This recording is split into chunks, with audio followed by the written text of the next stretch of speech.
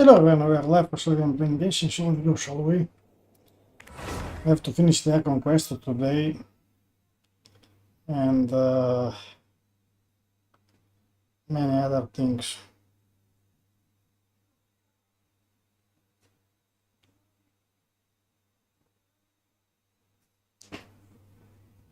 So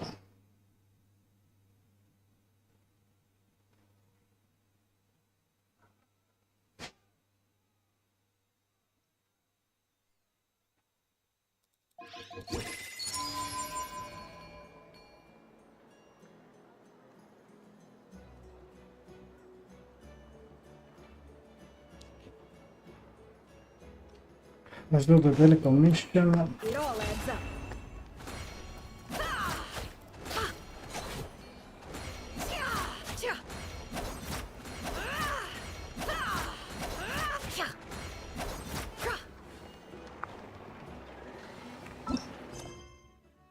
Increase danger.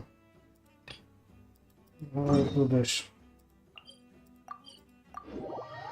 very quickly. Because after this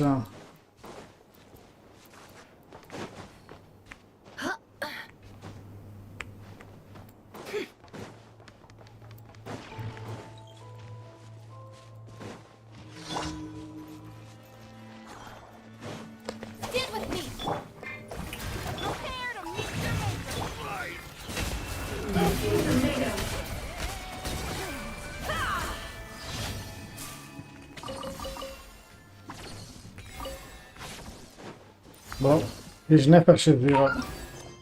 At least for me, it is quite impressive. And the talents are still very low.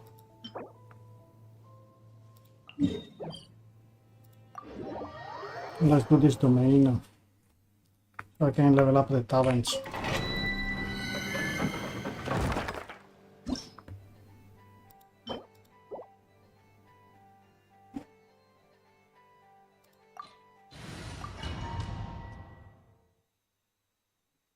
I don't even remember this domain.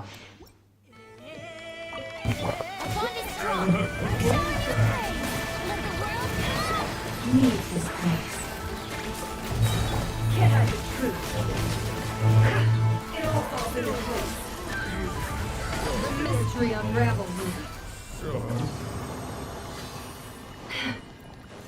But pasta.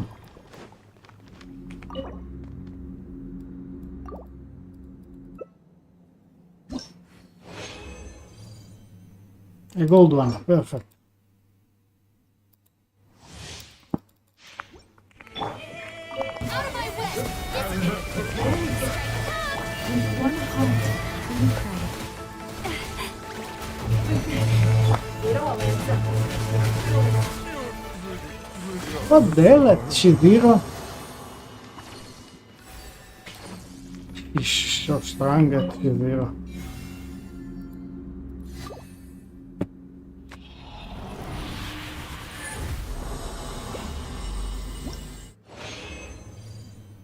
Another gold one. Let's go like this. Stand with me! Forest, protect them. Let's see tornadoes. The deception ends here. How did I got this one?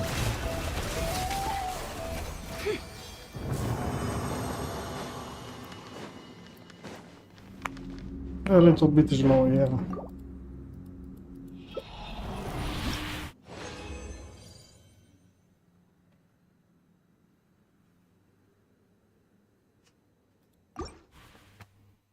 I don't have enough resin.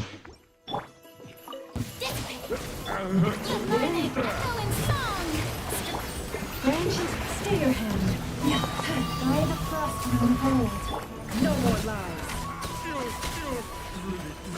120.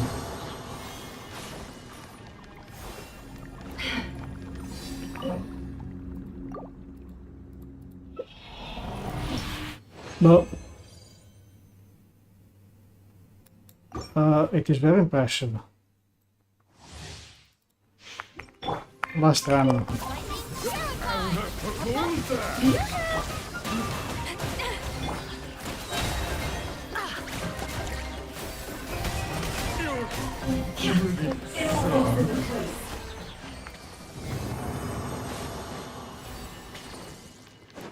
It is impressive. Use one for the resin. Okay.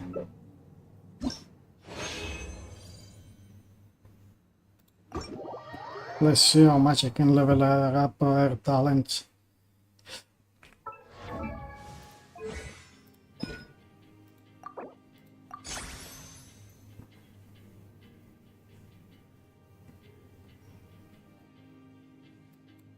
Not a huge improvement. I don't know if I can 9 craftable amount. Oh. I can go to 9. I wish to go to 10.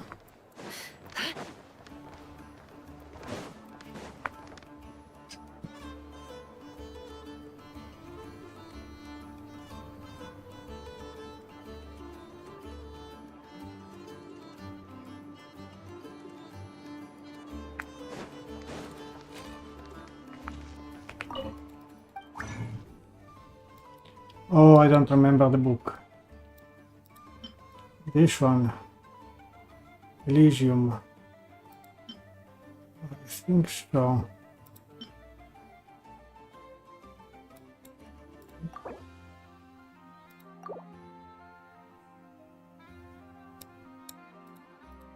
Moonlight, no.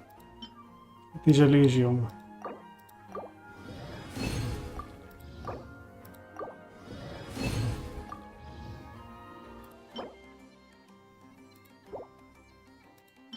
I made a mistake. Yeah.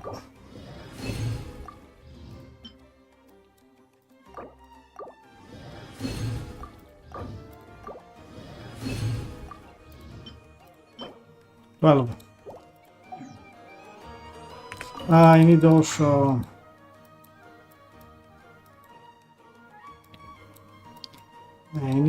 the fatuity inks. I don't know how many. This. Let's do 20. 21. I already finished the Mora.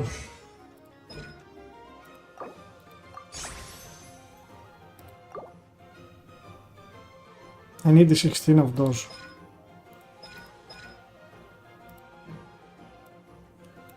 I give her a crown.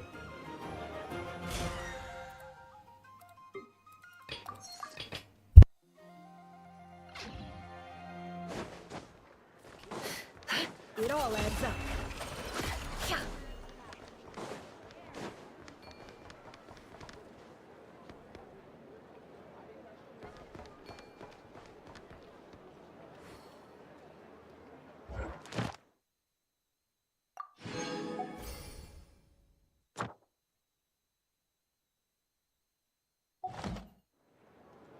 Ad Astra Ab. Thank you for Ad Astra.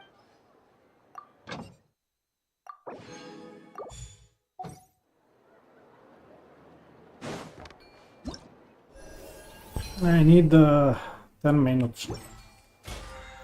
I need 10 minutes.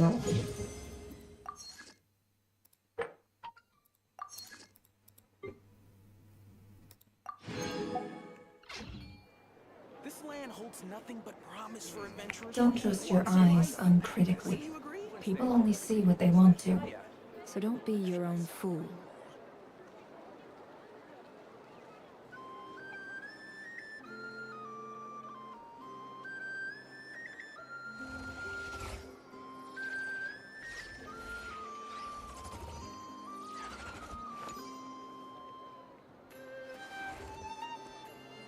This land holds nothing but promise for adventurers from all walks of life. Wouldn't you agree? Once they called everything over to Khaenri'ah, take a little lecture I saw.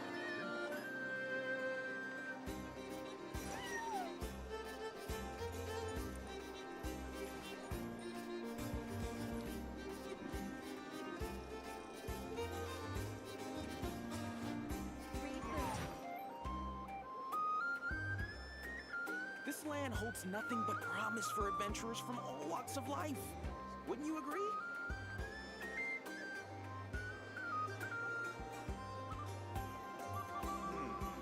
I better get me some alpacas. Once they've hauled everything over to Khaenri'ah, make a little extra myself.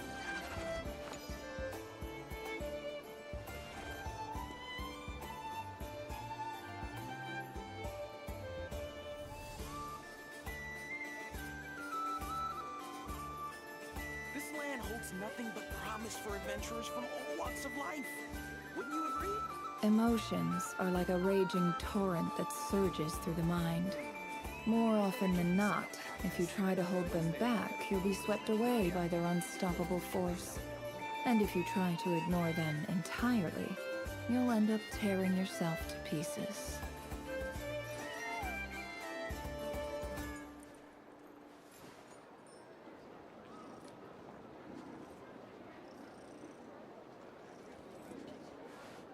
This land holds nothing but promise for adventurers from all walks of life. Wouldn't you agree? I better get me some alpacas. Once they've hauled everything over to Khaenri'ah, I can make a little extra by selling their wool.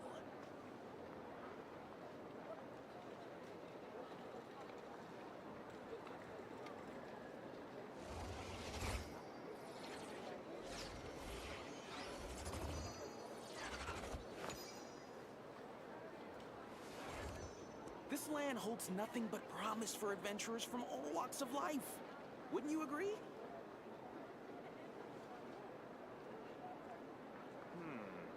I better get me some alpacas. Once they've hauled everything over to Khaenri'ah, I can make a little extra by selling their wool. Rebooting.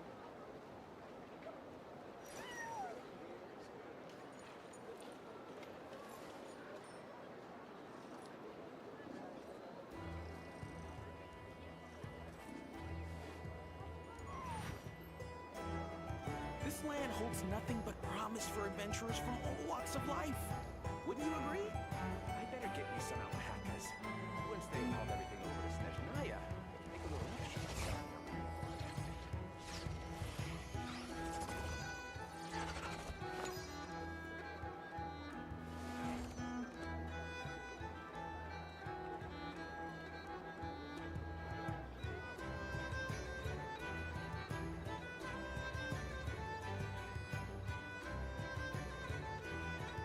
This land holds nothing but promise for adventurers from all walks of life. Wouldn't you agree? Don't trust your eyes uncritically. People only see what they want to. So don't be your own fool. Rebooting.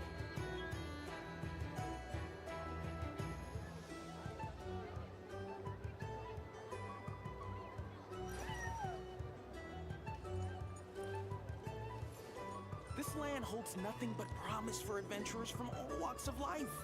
Wouldn't you agree?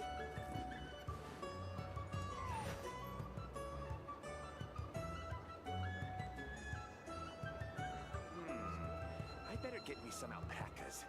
Once they've hauled everything over to Khaenri'ah, I can make a little extra by selling their wool.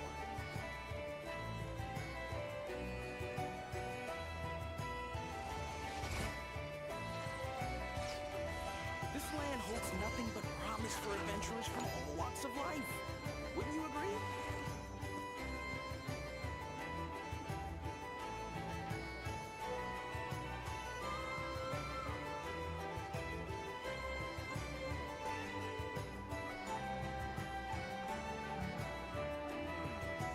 I better get me some alpacas.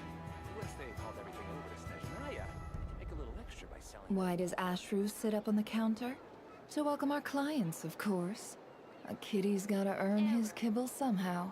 This land holds nothing but promise for adventurers from all walks of life. Wouldn't you agree?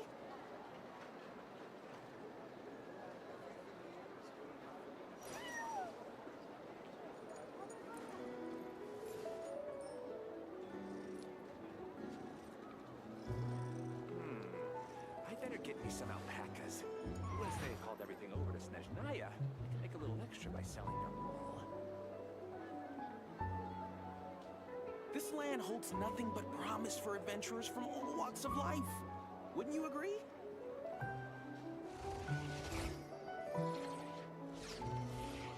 I better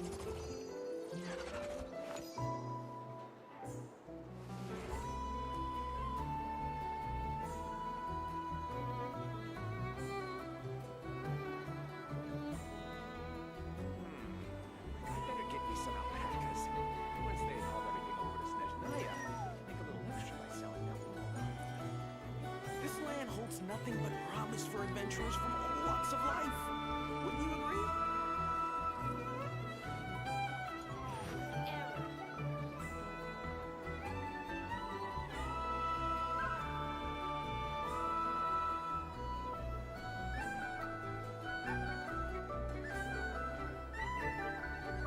Don't trust your eyes uncritically. People only see what they want to, I better get me so some don't be your alpacas. own fool. Once they've hauled This everything land over to holds nothing but Snezhnaya, promise for make a little adventurers extra from by all selling walks of life. Wouldn't you agree?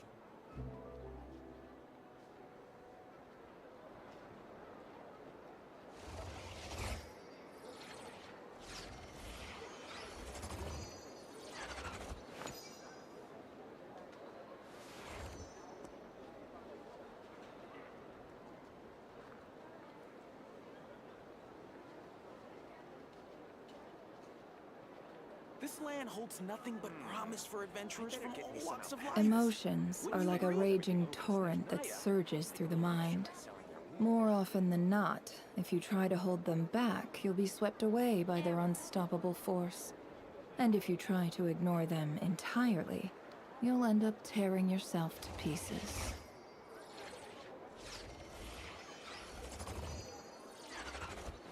This land holds nothing but promise for adventurers from all walks of life. Wouldn't you agree?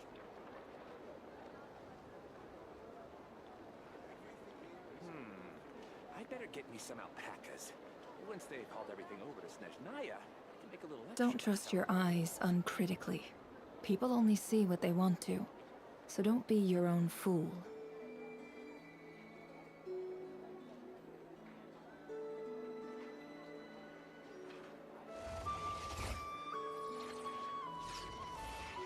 This land holds nothing but promise for adventurers from all walks of life. Wouldn't you agree?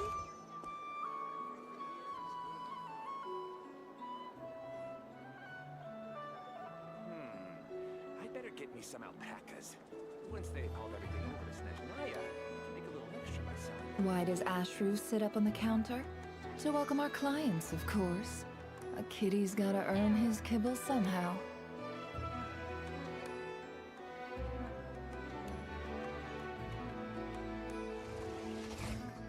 This land holds nothing but promise for adventurers from all walks of life. Wouldn't you agree?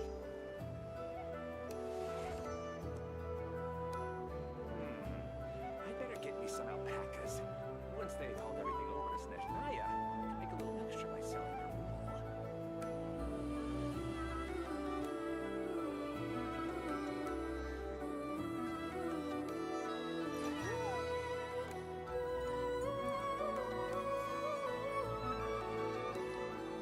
This land holds nothing but promise for adventurers from all walks of life.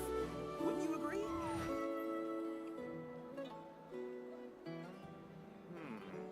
I better get me some alpacas. Once they've hauled everything over to Snezhnaya, I can make a little extra by selling their wool.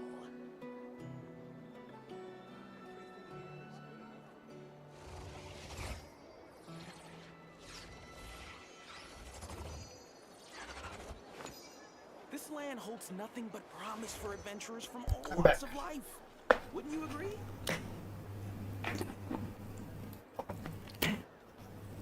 Many things to do today. I better get Finish the Archon Quest, but I want to test quickly Nefer with E0.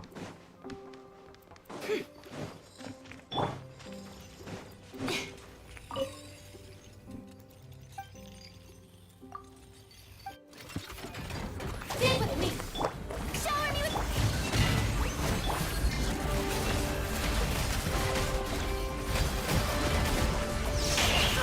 Can't hide the truth.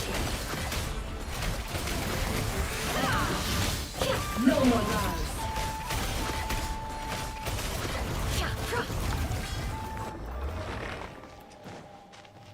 The one is recharged.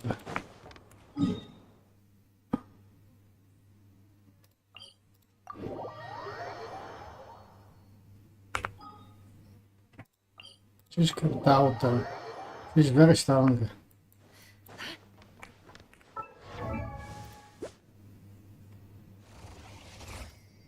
27. Did they change artifact? Ah, yes.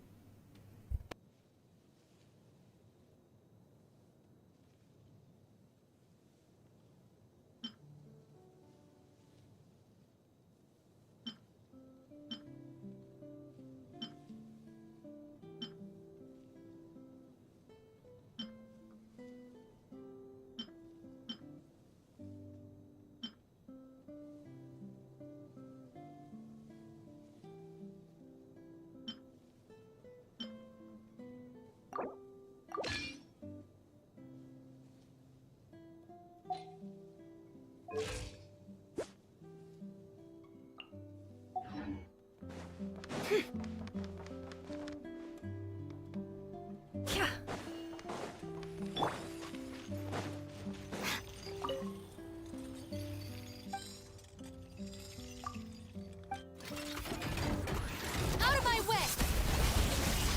Let the world collide! For the everlasting forest, receive my blessing. The mystery unravels. It all adds up. It all falls into place.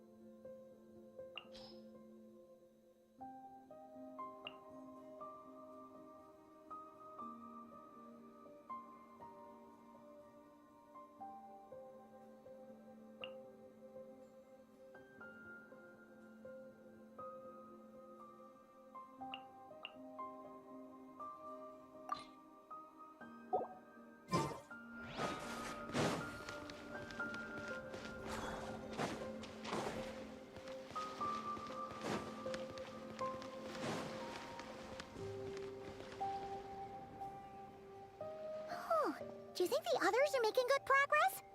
Hope it's all going smoothly. Oh, hey look! They made it back as well! Vince! Lama! How did it all go? All is well, thank you. Nefer and Yehoda had to stay at the curatorium to wrap things up, so they won't be joining us for now. I ran into Miss Nefer and Miss Aino on the way back. Their work is still in progress, so I suspect they won't be back for a while either. You seem rather cheerful today, Mr. Flint. I certainly am. I achieved what I set out to do and came away with more than I bargained for. Wat? Laat me streng with Flynn. Fighting alone can get quite tedious, but I had the good fortune to run into a pair of brave young warriors. We meet again. How have you been? Albedo! What are you doing here? That would be a natural assumption to make. It's also the correct one. These two courageously lent me a hand while I was fighting the Wild Hunt. When they told me they were Servarka's colleagues, it all made sense. And given how people of outstanding talent tend to cross paths, it's no wonder you're already acquainted. So, who's your travel buddy, Albedo? Why don't you come and introduce yourself?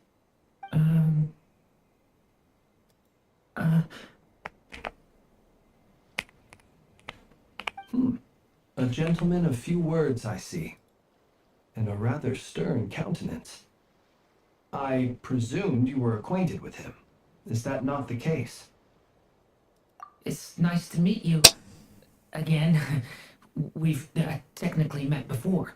Wait a sec! You're Minnie Durin! That's right.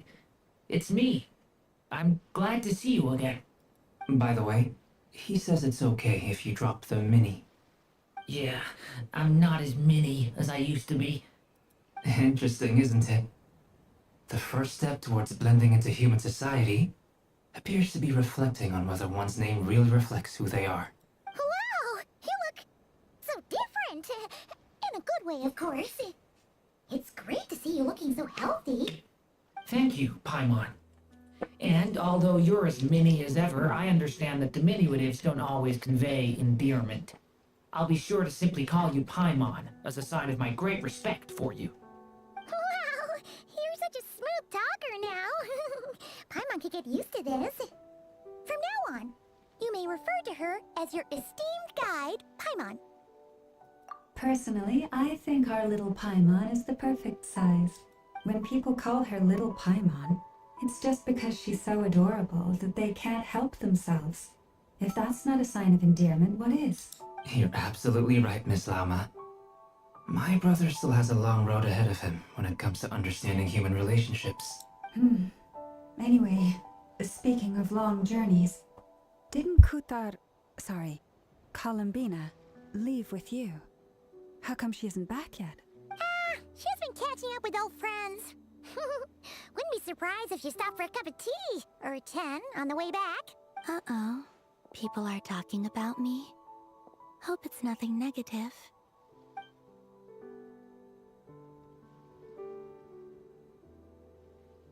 Judging from your expressions, I'm guessing it all went well? It's getting crowded here. I'll go grab some chairs. No need. This is a job for an alchemist. I'll whip some up momentarily. Thank you for your hospitality, ladies and gentlemen, but I was merely escorting my friends back. I'll be meeting Sandrone shortly, as we still have some things to discuss. It's been a pleasure, everyone. But this is where I'll say goodbye. We really appreciate your help. Oh, come on. Spare the formalities. I'm just glad I could help out some true friends. I understand. Well, bye for now, Harlequino. Oh, this place is hopping. It's probably a good thing one of us left. Otherwise, we might not fit all these people in. Are you saying we're about to run out of chairs? As a matter of fact, I am. Come on in and see for yourself.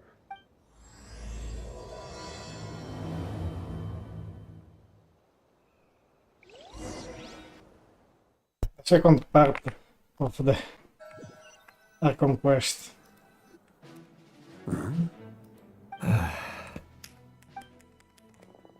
What happened here? I overheard your little chit-chat outside, by the way.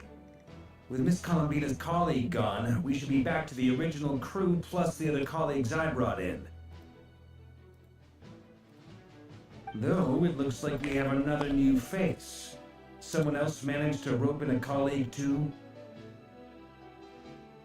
Frankly, you and Oh, I Dainsler. are the only people I know here.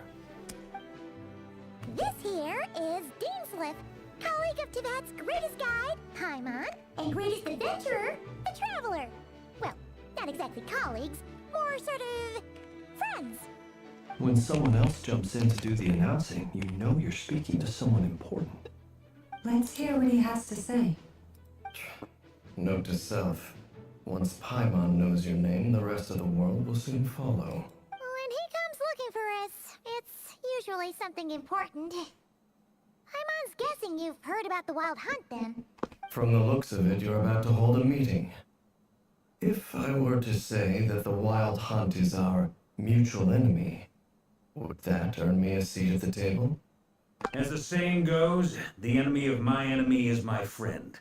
Mr. Dainsliff, there's a seat with your name on it.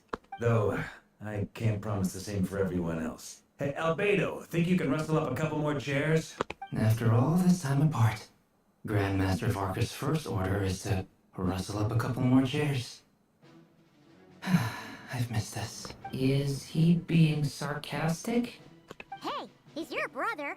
Why are you asking us? I've still got a lot to learn about the nuances of human conversation. Trying to decipher Albedo's way of speaking has been like jumping in at the deep end. Oh, good point. Paimon gets you now. Don't sweat it. There are people who go their whole lives without getting the hang of it. You're ahead of the game already. I wonder what's taking Nefer so long. Perhaps you should go and check in with her. If anyone can hurry her along, it's you. I just got back from the curatorium. Besides, aren't you curious to see what's taking her so long? Miss Nefer doesn't strike me as the type to share secrets. And since gathering intel is her specialty, I'm guessing she'd prefer to keep her methods confidential. Under such circumstances, would it not be tactless for me to impose? Oh, but it's fine for me to impose. What can I say? You have an unrivaled ability to garner people's affection, Miss Moonchanter. Besides, you have far more in common with her than I do.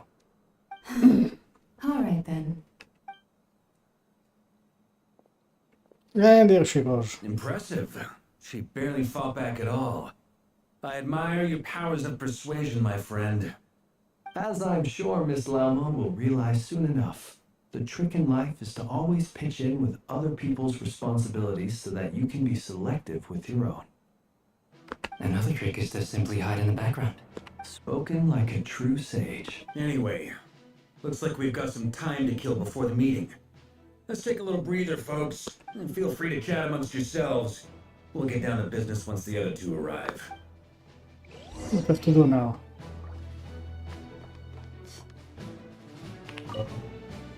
You're both awfully quiet. Why don't I start us off with an icebreaker? Much obliged. Have either of you ever had your portrait painted? If not, I'd be glad to help. That sounds like a lovely idea. You know how to paint then? I dabble occasionally. He's an excellent painter. Tables, chairs, people, dragons, you name it. He'll paint it for you. I'm flattered. If I ever get the chance, I'd like to give it a try myself. I'll bear that in mind. Anyway, how about you, Durin? What sort of portrait would you prefer? Oh, I'd be fine with anything. Whatever style feels best to you. Very well. Then I'll play it by ear. You can replicate any style I want? I can try. If you show me a sample, I'll do my best to match it. Thank you. In that case, I'll dig up some reference material for you.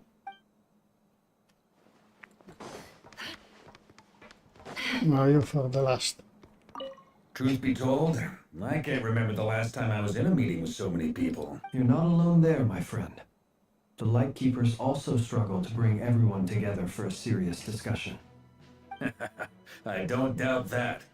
I've only ever met two Ratniki, one being you, and the other being that young guy, Itlua. Itlua is a good apple. I'll give him that. He's kind, honest, and regularly delivers supplies to my lighthouse.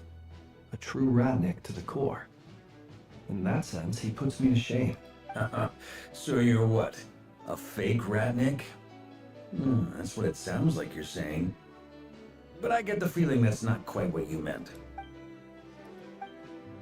Come on, why the awkward silence? Sorry. I'm not even gonna bother trying to hide it. You've known all along, haven't you, my friend? Now that was an awkward silence. Let's just keep this between ourselves. Probably best if Eloa doesn't know, huh? That goes without saying. Gotta be careful what you share with youngsters, after all. Anyone else in the know? Let me guess. The Traveler and Paimon? It's dangerous being too sharp for one's own good, you know. Then, in the name of the Animo Archon Barbados himself, I swear your secret's safe with me. When we went for drinks, you said that you and Barbados were practically best buds. In the light of that claim, do you really expect me to take your oath seriously? Of course.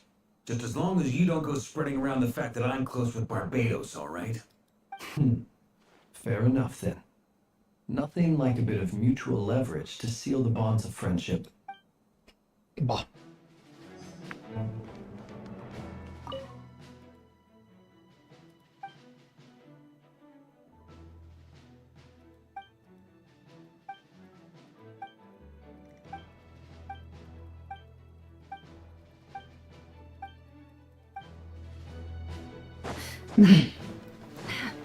Something else here.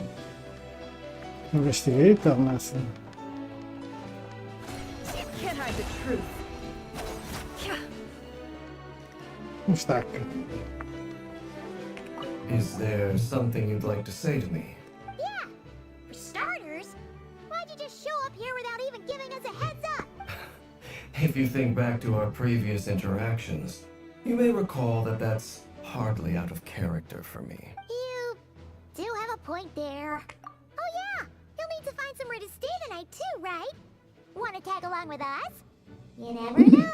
We might get a group discount. Sure, let's do that. Great! Paimon will handle it.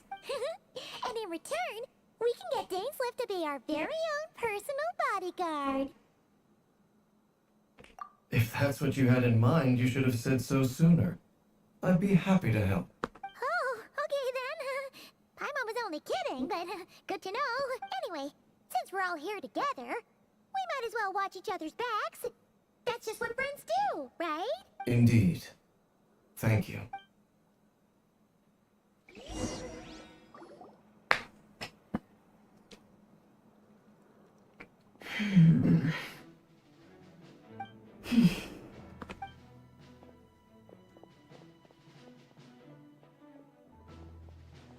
Ah, Miss Nefer. You made it after all. But what about Yehoda? I'm here to give you an update on how things are going on our end. Once this is over, I'll be heading straight back to continue my work. I left Yehoda back at the curatorium to watch over things while I'm gone. So much for just this once. Shh! Not so loud! We're on a roll here. What if she remembers and suddenly decides to back out? Did you say something, Mr. Varka? Huh? I didn't say anything. Right, Flints? Must have been a frog. They get so noisy around here at nighttime. It's like they're putting on a concert in the background. Anyway, before we begin, there's a few introductions to make. Let me start by saying that it's an honor to be speaking before so many distinguished colleagues and collaborators. First up, we have Miss Lauma. As Moon Chanter, she's the leader of the Frost Moon Scions, a local religious community in Nod-Krai. Then there's Miss Nefer, boss of the Curatorium of Secrets, an intel gatherer extraordinaire. Nefer is leading the investigation into Rerer's background, assisted by Yehoda and Lauma. From the little I've heard, they're making some great progress. Over here, we have Mr. Flintz, a ratnik and guardian of the abandoned lighthouse. In our last operation, he courageously distracted the Wild Hunt to buy time for the rest of us. For those of you who've never met, this is Mr. Albedo, a renowned alchemist and captain of the Knights of Favonius investigation team. By his side is a new face for us all, myself included, Mr. Durin, who has come to lend his aid. Next up, we have the Moon Maiden and former Fatui Harbinger, Miss Columbina. Then we have the Traveler, who's earned more titles than I could possibly hope to list out, so I'll spare you the rundown. And Paimon, the ultimate travel companion and quite possibly the best guide in all of Tevat. Wow! That's a lot of people! Great turnout! Miss Nefer, it looks like you might have another job coming your way, so, congratulations on the booming business, I guess. You think I haven't got enough on my hands as it is? Who's looking for me now? That would be me, Miss Nefer. I have a commission for you. And you are? Who I am doesn't matter right now. What does matter is that I'd like you to gather more intelligence about the Recher of Solnari. Well, it's not as if we never take on anonymous commissions. But in your case, I'll have to decline. I'm gonna take a wild guess and say your job's probably more hassle than it's worth. Something about you seems like bad news. It's my eyes, isn't it? Khaenri'ah, I assume. And what's with the mask? Are you trying to hide your identity? In any case, the fact that you're even still alive raises an awful lot of questions for me. My name is Dainsleif.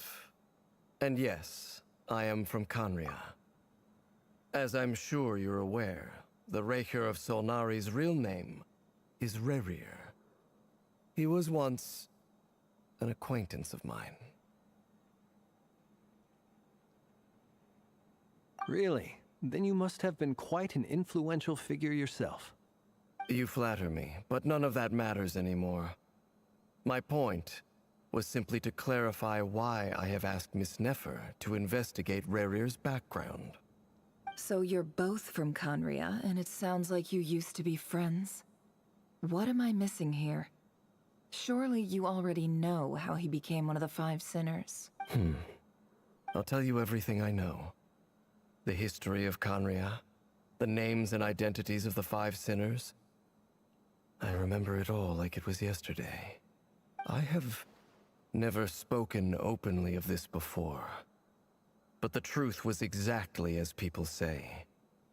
The Five Sinners were each driven by their own desires, and it was by playing upon these that the Abyss tempted them to their fall, tearing Khaenri'ah apart in the process. The visionary, Vedifenir, who wished to foretell the future. The wise, Haroptatir, who sought limitless knowledge. Gold, Rhindaughter, who desired to create life. The foul, Surtologi, who pursued supreme strength. And last, but not least, Recher of Solnari, Rerir, Ravager of the Moon. Of the five, Rerir is the only one who remains a mystery to me. He never harbored grand ambitions. So what changed in the space of a single night? How did he come to fall like the others? In other words, you're saying that his change came as a shock to you, and you have no idea what actually happened? That's right. You mentioned how the Abyss tempted them, which led to their fall. But what did that look like in practice? And what other context can you give me about the events of that time? The more detail you can give me, the better.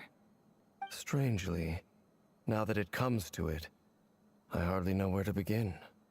The fateful night took place during the era of the Eclipse Dynasty. One day, my elder brother, the visionary, Vedifenir, was summoned to the palace by the Vinster King, only for the king to gouge out his eyes and cast him into the dungeons. When I came to hear of this, my fury knew no bounds. I gathered together every ally I thought I had, and together, we set a night to storm the palace and free Ved.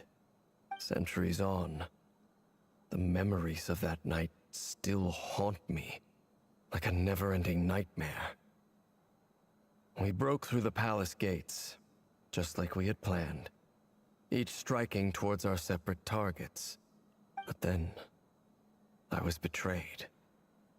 Even Vedafenir, the very person I had come to rescue, abandoned me and partook of the Abyss's power. So, it's personal after all. Then tell me, Mr. Dainsleif, what price are you willing to pay? You, of all people, must know that nothing comes for free. I cannot say what price would be worthy of such a commission. But know this. Khaenri'ah was not always a madman. Believe it or not, there was a time when he was just an ordinary man, working for the Khaenri'ah Intelligence Service. Uncovering the truth of Khaenri'ah's past is the only way to unravel this mystery. But before you decide if you will accept my commission, I will tell you more about him. Enough, I hope, to help you plan your next move. Sounds pretty good to me. Feels like we just flagged down a random passerby, only to discover he's actually a master strategist who has a score to settle with our enemy. Can I borrow your halo? It could be useful in the lighthouse. Hey, enough with the wisecracks! Besides, isn't that lamp of yours bright enough already? Relax. It was meant to be a compliment. If that was a little over the top for your liking, I'll make sure to tone it down next time. I'll give your proposal some serious thought, Mr. Dainsleif. Let's speak in private once the meeting is over. Before that, there's a few things I'd like to share.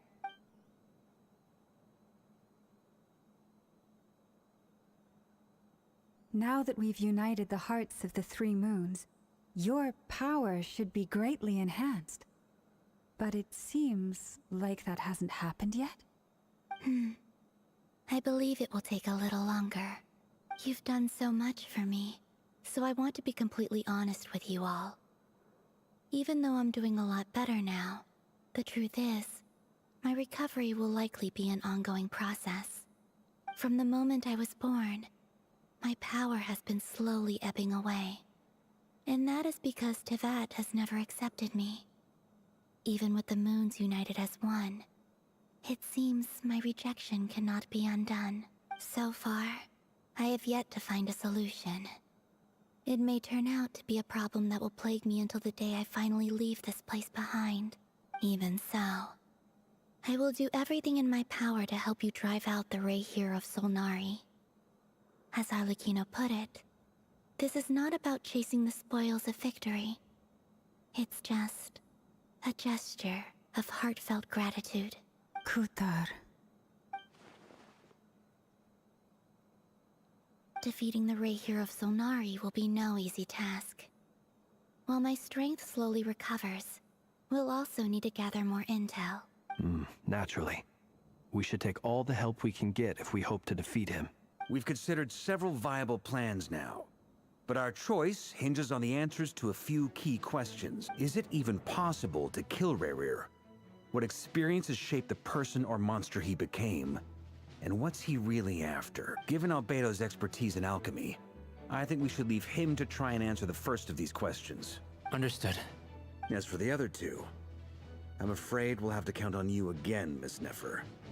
Believe me when I say it's not my wish to burden you. But right now, relying on your skills is our only option. So you're placing all your hopes on me, huh? We can't thank you enough for agreeing to help us. Honestly, I can hardly believe how lucky we are. You sure have a talent for changing your tune, Miss Moonchanter. Timid like Yehoda one moment, then flinches insincere flattery the next. Ladies, please. I must object to your portrayal of me. That's all. Feel free to keep bickering. Just pretend I'm not here. I almost don't want to leave this room. I'm curious to see how this plays out. I have faith in you, Miss Nefer. Something tells me you'll stand by us until the very end. Oh? And what makes you so sure of that? What if I suddenly decide that my compensation is insufficient? This isn't about the money. I can sense that you've got a deep-seated distaste for Khaenri'ah. And knowing you, that alone is motive enough. Look at them getting along so well. Like two peas in a pod. And I'm the one they accuse of insincere flattery. There is no justice. Miss Lauma, you have to understand something. Unlike you, I don't actually enjoy having everyone's hopes on my shoulders. Is that right? Well, maybe the fact that I'm willing to put my hopes in other people says more about me than you. But the fact is, I also trust you. And that's because I know that you're someone we can count on. Anyway, we've got our plan, so let's get moving. Mr. Dainsleif, let's talk. And Traveler, once we're finished, if you've nothing else planned, I'd like you to come with me. This whole experience is teaching me a lot. For instance, I now know that when other issues come up in the future, I'll have far more luck getting Lauma to convince Miss Nefer than trying to do it myself. Hate to say it, friend, but that's one of the funniest things I've heard in a while. Why? You think I've got it wrong? Quite the opposite. But what makes it so hilarious is how long it's taken you to realize.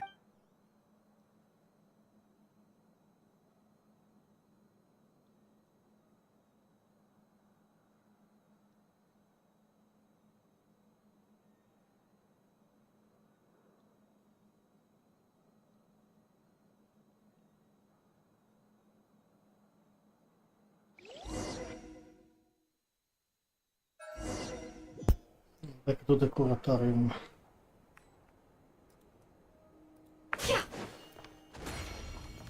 No more lies.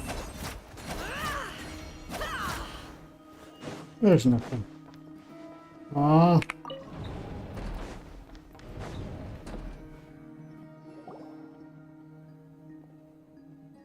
Thank you for waiting. It's okay. We actually used the time to help Dainsleif get a room at the hotel. That's very considerate of you. Now, I trust you share my curiosity about Rarier's past, and you seem fairly familiar with Mr. Dainsleif already. We spoke at some length after the meeting. He was the one who suggested I should invite you to join this operation. He feels confident that these secrets will be safe with you. Dane has a lot of faith in us, that's for sure. Likewise. I appreciate that you got right on board without interrogating me about why I invited you. It shows that you trust me to explain everything in due course. That's because we know what you're capable of. We appreciate you too, Nefer. You might have been forced to help in the beginning, but this time, it was your choice. That's one way to put it. Another is this, that once a decision's been made, it's set in stone. After that, my only goal is to see it through. Alright, so here's how it is. I'm going to access Rarier's thoughts again using my confidential method. Now, I'm sure you've seen things like this before on your travels, so you're surely well aware of how dangerous it can be. The reason I've gathered you all here is to ensure my safety during the proceedings. I plan for us to enter the fragment of his consciousness together, and once inside, I will focus on searching for information. Think of this as a diving expedition into someone's brain. If I'm the diver, you are my safety equipment, tasked with keeping me alive while I'm under the surface. Once the ceremony begins, we will all be spying on privileged information. But in the interests of safety, you must remain absolutely silent at all times. We will discuss our observations after the ceremony has concluded. Lastly, any individuals of a weaker constitution are advised not to partake in the ceremony. In any case, Paimon has her own job to do, which requires staying in the room but not joining the ceremony.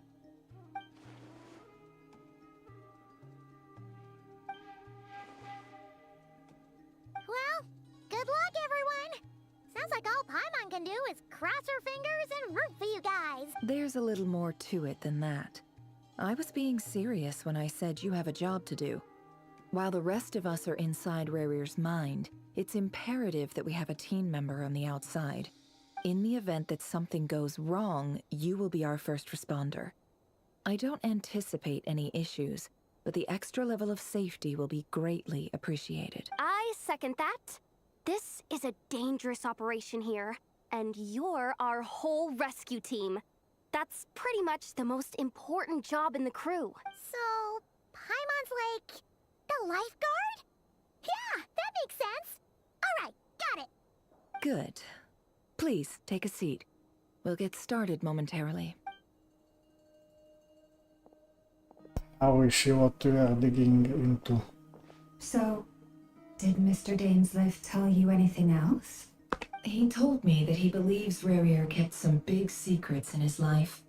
He's not sure that they were the cause of his eventual downfall, but he's asked me to uncover what those secrets were all the same. But surely you're not planning to go through with this, no matter the cost. If you think that, you'd be overestimating me. I'm a businesswoman, not a mercenary. But I do have my own professional reasons for taking this job.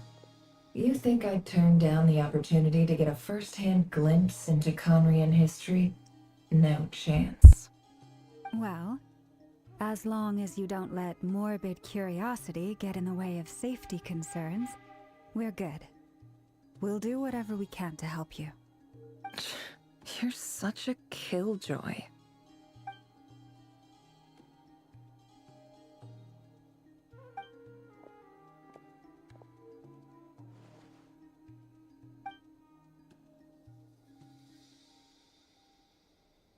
All right, I'm good to go. All set over here too. Promise, Paimon, you'll be extra careful. All right. Let your whole body relax. We're about to begin. Close your eyes.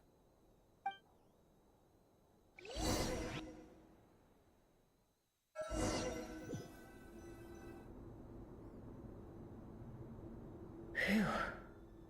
Could this be his office? Pretty standard setup. Bookshelves, paperwork, files. According to Dainsleif, Rarier used to be an intelligence operative. Chances are there's plenty of top secret intel stashed away in this room. Is this where you keep your secrets, Rarier? Can't say I'm not looking forward to this.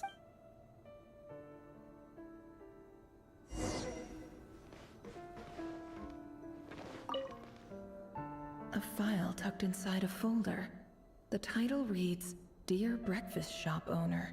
It's a list of names, but at this stage I have no idea who any of them even are.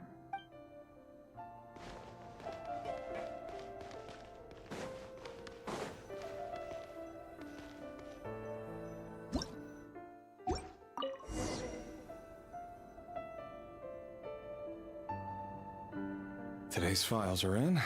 Time to wade through them, just like usual. Male, 51. Occupation, cook.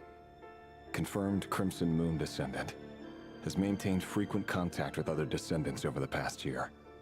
Poses a threat to the dynasty. Neutralized.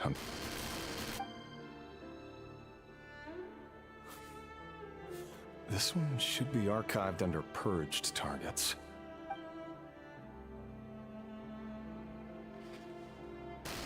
Female, 23. Occupation, office clerk. Confirmed Crimson Moon descendant. Has maintained frequent contact with other descendants over the past year. Poses a threat to the dynasty. Neutralized.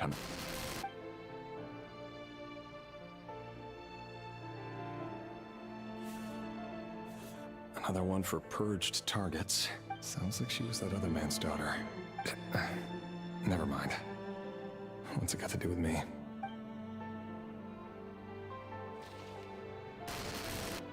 Male, 40. Occupation, teacher. Confirmed Crimson Moon descendant. Has been observed making contact with other descendants during the past year. Poses a threat to the dynasty. Neutralized on...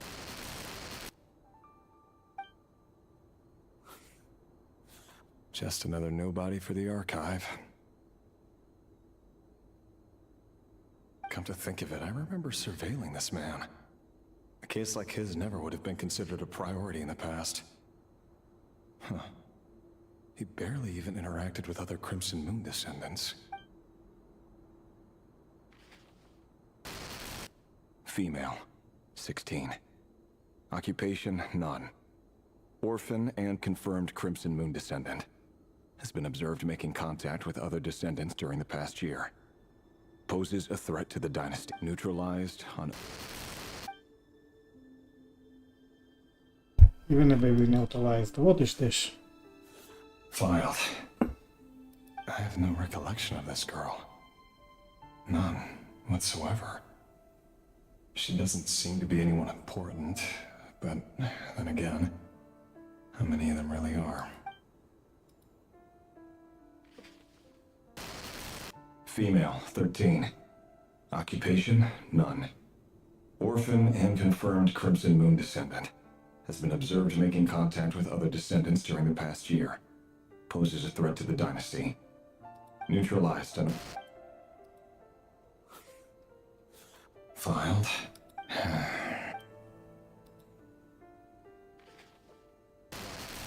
Male, 11. Occupation, none. Orphan and confirmed Crimson Moon descendant. Has not been observed making any contact with other descendants during the past year. Poses a threat to the dynasty. Neutralized and...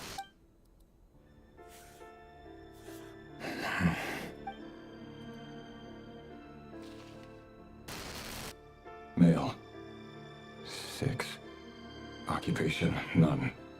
Orphan and confirmed Crimson Moon descendant.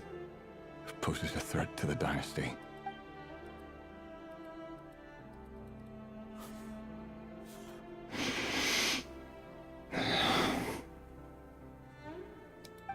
It's funny, isn't it? Your job is becoming both harder and easier at the same time, depending on how you look at it. Sooner or later, This is the ambition. Moon descendants will be completely wiped out.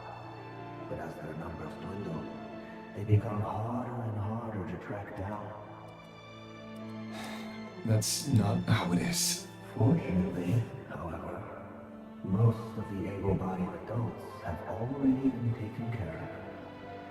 The remaining weaklings will be increasingly easy to deal with.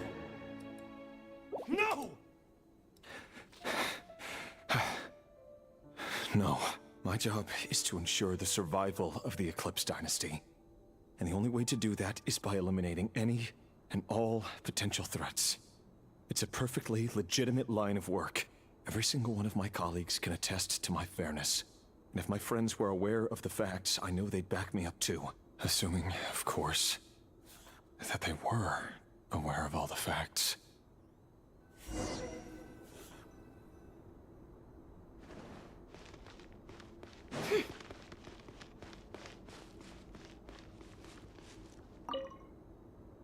A box containing a ring inlaid with a precious gem. Must be for his girlfriend.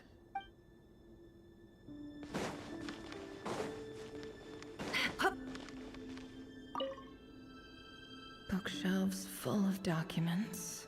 Looks like these are all files, packed with the personal details of individual Khaenri'ahs. The Crimson Moon dynasty preceded the eclipse. Since Khaenri'ah worked as a secret agent during the latter, it stands to reason that he was tasked with purging remnants of the old dynasty.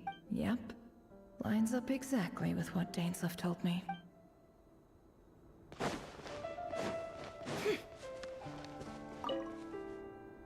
Wonder what kind of encryption technique this is. Seems like it has to be inserted into that camouflage device nearby. Aha! It's an audio recording. Please, hear me out. I can't shake this feeling that someone's been spying on our house. No, I'm not being paranoid. It's true. I saw someone dressed in all black. It was a couple of days back, but that was on another street, not near my house. The Men in Black. I know what I saw. There's a note in the margin. Surveillance of the Runfather residence has concluded. We apprehended the target and filed the mission report last night. Could the voice in the recording belong to one of Khaenri'ah's targets? Yes. A file tucked inside a folder. The title, it's But at this stage, I have no idea.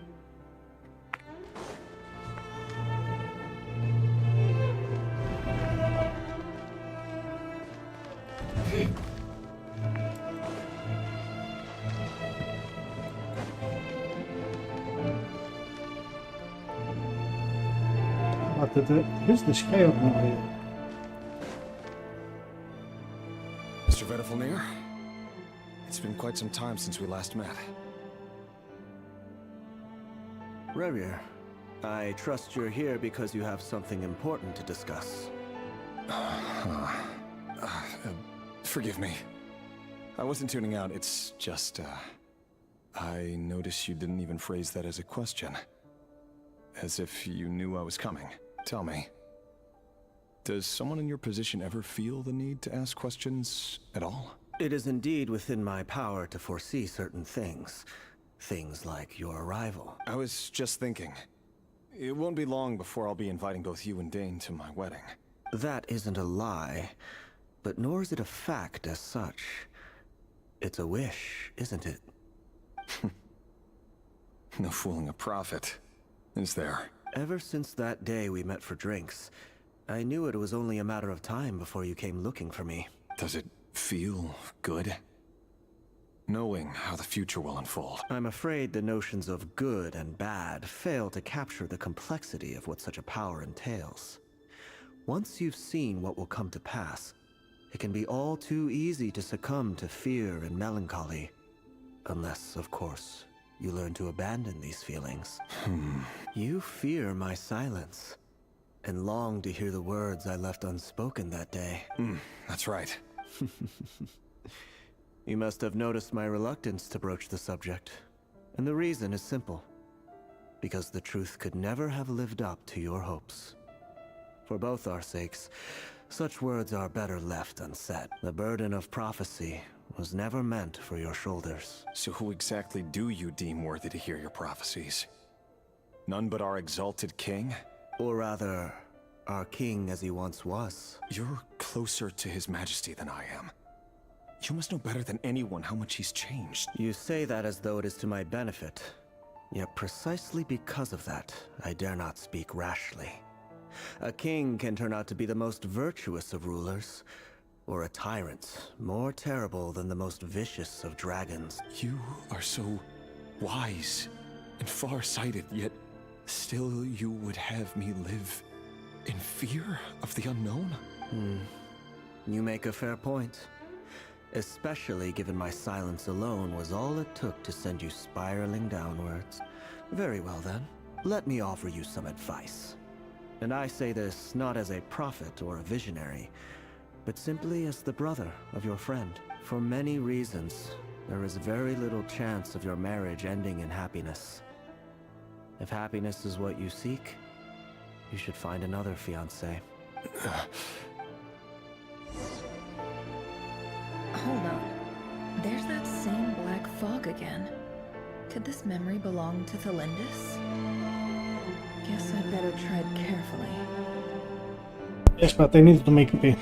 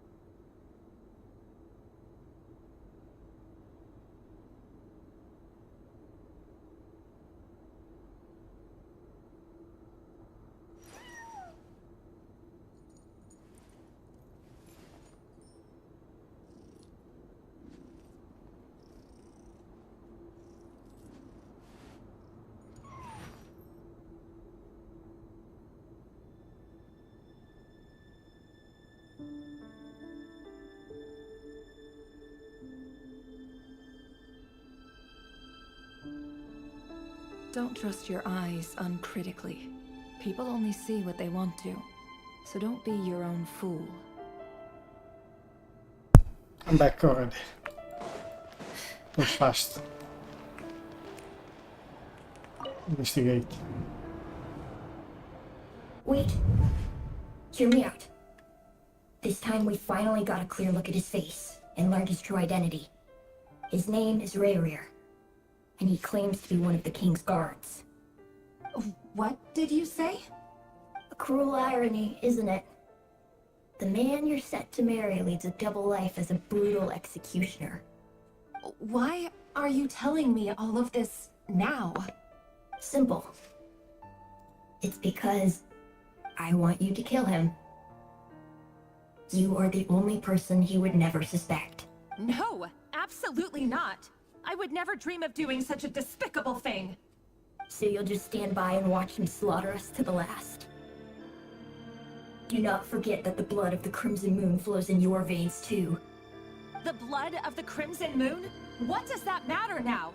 The dynasty has long been dead and gone. You think that alone is reason enough for me to throw away everything I have? Why wouldn't it be? You two were once a child of the Crimson Moon, just like me. Don't tell me you've never felt so much as a flicker of fury for the way we were trampled into the dust.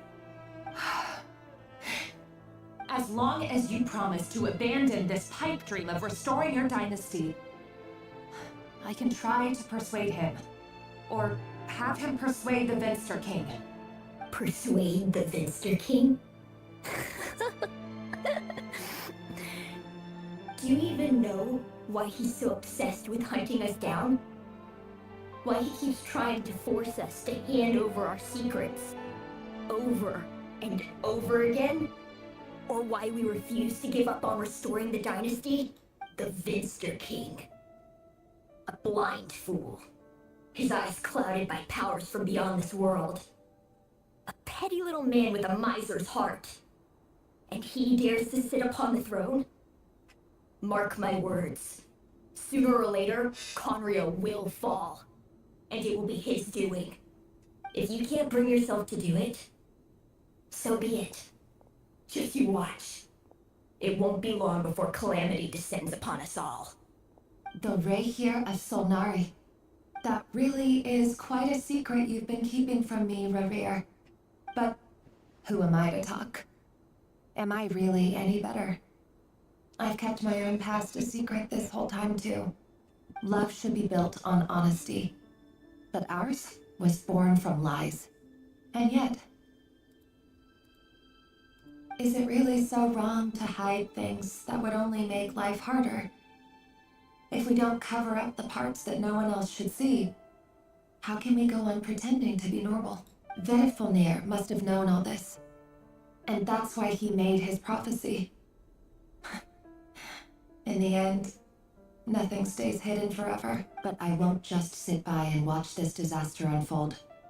I'll do everything in my power to protect what I cannot afford to lose, no matter who I have to face.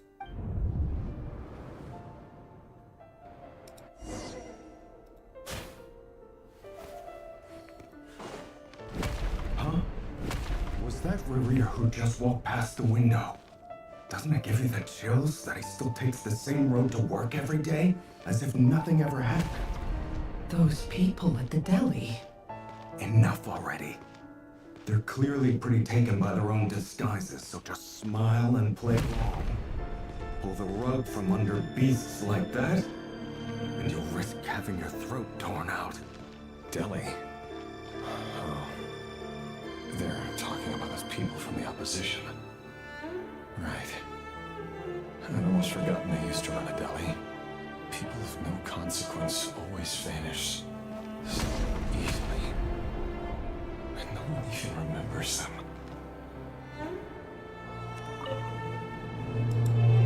But surely you can see he's not the man he pretends to be! So many have died already, and they say that the king's madness grows with each passing day. We're not going to survive this, are we? But why does it have to be this way? Do we really deserve to die just because of the blood that runs through our veins? Felindis, are you even listening? Sorry, Freether. My mind was off wandering. I heard you, though. You're talking about what Rerir said. He's just following the king's orders. He's a secret agent, and it's his job to hunt down rebels and dissidents. By the time you first met him, he'd already taken lives. Maybe he was using you from the very beginning. No. Rerir has no idea I have anything to do with the Crimson Moon. My family are only distant relatives of the main lineage, and besides, my eyes are perfectly ordinary. Truth be told, apart from my teacher, pretty much no one knows I have any connection to any of it. It's been a long time since my family severed ties. But as Orlog said, who could possibly talk sense into that raving lunatic of a king? No one. I'll work something out. Trust me, I'm with you all. But for now, you need to keep yourselves hidden. Don't let anyone find you, anyone at all. Don't forget that Rerir is an Eclipse operative. You need to be extra careful when he's around. And when I am too. For now, don't come looking for me. And if anything happens to me, just act like we've never met. If even you can't escape this, what hope do the rest of us have? But after all this time together, surely he wouldn't lay a hand on you. I won't speak in his defense, nor can I give you a clear answer to that question. But I'll do everything I can to put an end to this. Here, hold on to this. If an opportunity to escape presents itself, take it. You'll be glad you took some spare change.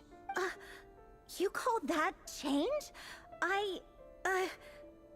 But what about you? I've got a job, and there's still money coming in. But you can't go anywhere right now. Please think about yourself for once.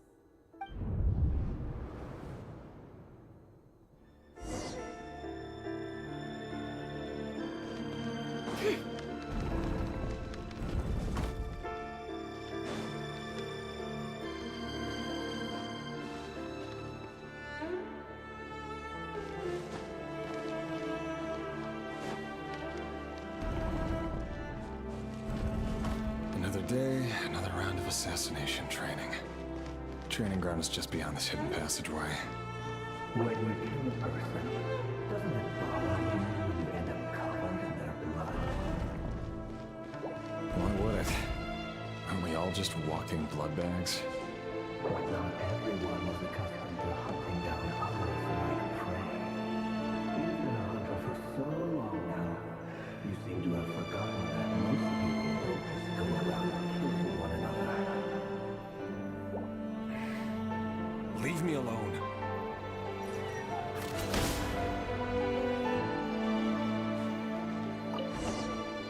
Can't hide the truth. Make sure you have a firm grip on the handle. Then choose your angle.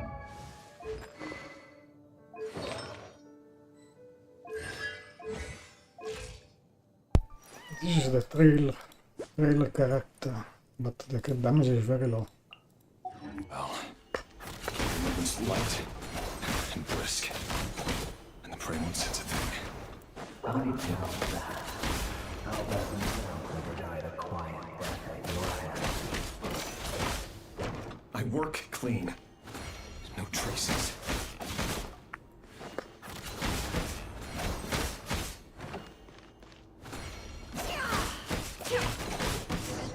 When I felt a blanket of the king just happens to be right now. Someday he doesn't. That won't happen. He's changed. Ever since he fell under the spell of that power. In the beginning, he had to take out a handful of the guilty. Now, The ones I dealt with have always been guilty. And I've carried out my work flawlessly.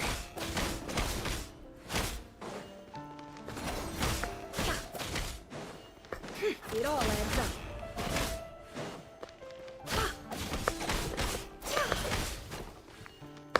Can't hide the truth.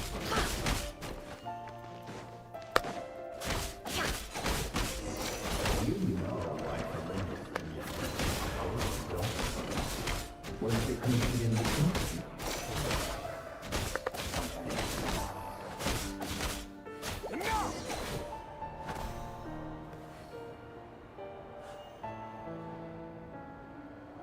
No. In reality, they killed the oldest baby. No. This is messed up. Delindis, do you still remember Orlog? Orlog? The boy who was pretending to sell flowers. You spoke for quite a while, didn't you? Yes, we did. What about him? He was arrested 2 days ago. Chances are he's already dead. I just don't get it!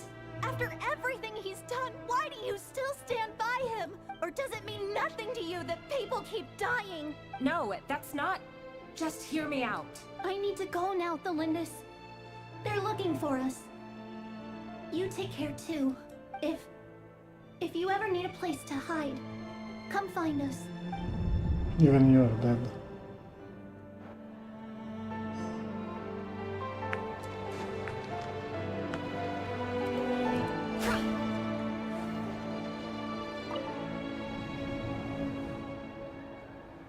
Author, Delindis. Over the course of this week, the research object was subjected to interference for a total of 47 hours for experimental purposes. The results are as follows. All subjects of observation that were sent inside have now... The situation within is proving more problematic than anticipated. No progress whatsoever. What now? Won't you give me even a glimmer of hope? Things are getting worse by the day.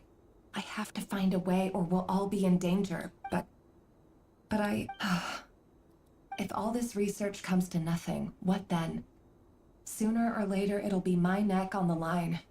But could he really bring himself to kill me? No. Surely he wouldn't have the heart.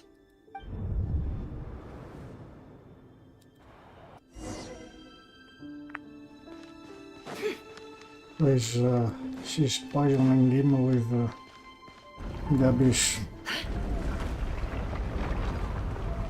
Why won't you just let us go? We don't even know each other. All we want is to live ordinary, peaceful lives. You want to live?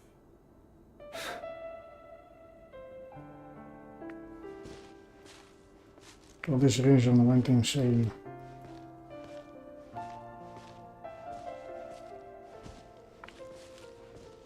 Yes. I just want to go on living. Is that really such an unforgivable crime?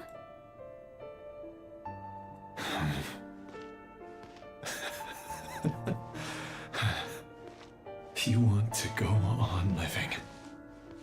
I want to keep living too. To keep living forever.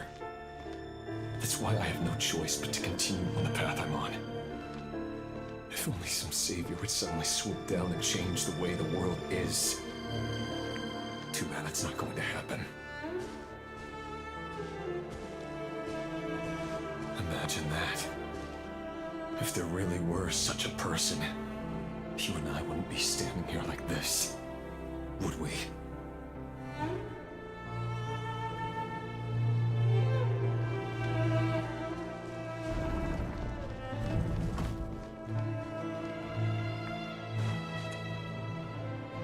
Today's files are in. Time to wade through them just like usual. No, I don't get tired of it. It's my job. And not only am I lucky to have it, I'm good at it too.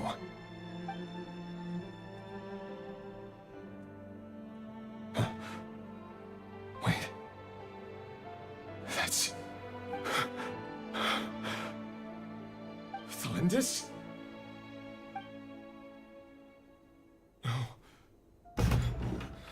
No!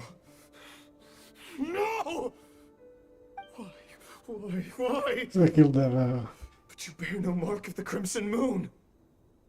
How could you possibly have anything to do with them? It cannot be! A diluted bloodline. Carefully concealed. I see it now. You've been living in the shadows just like me. What a fool I've been. Numbing myself with talk of justice. Even imagining my friends would back me up. But in the end, Mansul. Finster King! How far are you going to take this? From the direct bloodline to secondary offshoots? And then what? Today it's the descendants of the Crimson Moon. Who will it be tomorrow? Will you not rest until everyone down here is dead? No. This cannot go on. This is where it ends.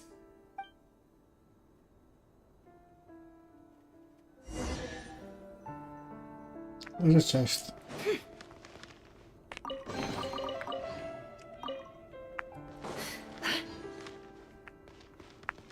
It's quite long, yeah. But very interesting.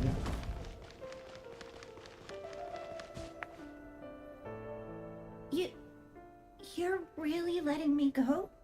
I am. As long as you can guarantee that no one will find you. Don't worry, I'll be extra careful. No one will know I was here. But what about you? Me? If you let me go, you won't be able to complete your mission, will you? Good point. In that case, maybe you should stay. No, please! I just want to see the outside world again. To... Go on living? Yes. I know you're a man of your word. So please, just let me go. If I let you leave, what will become of me? Just kidding. Go, now. But remember, don't let anyone know you were caught. We'll be seeing each other again very soon if you do.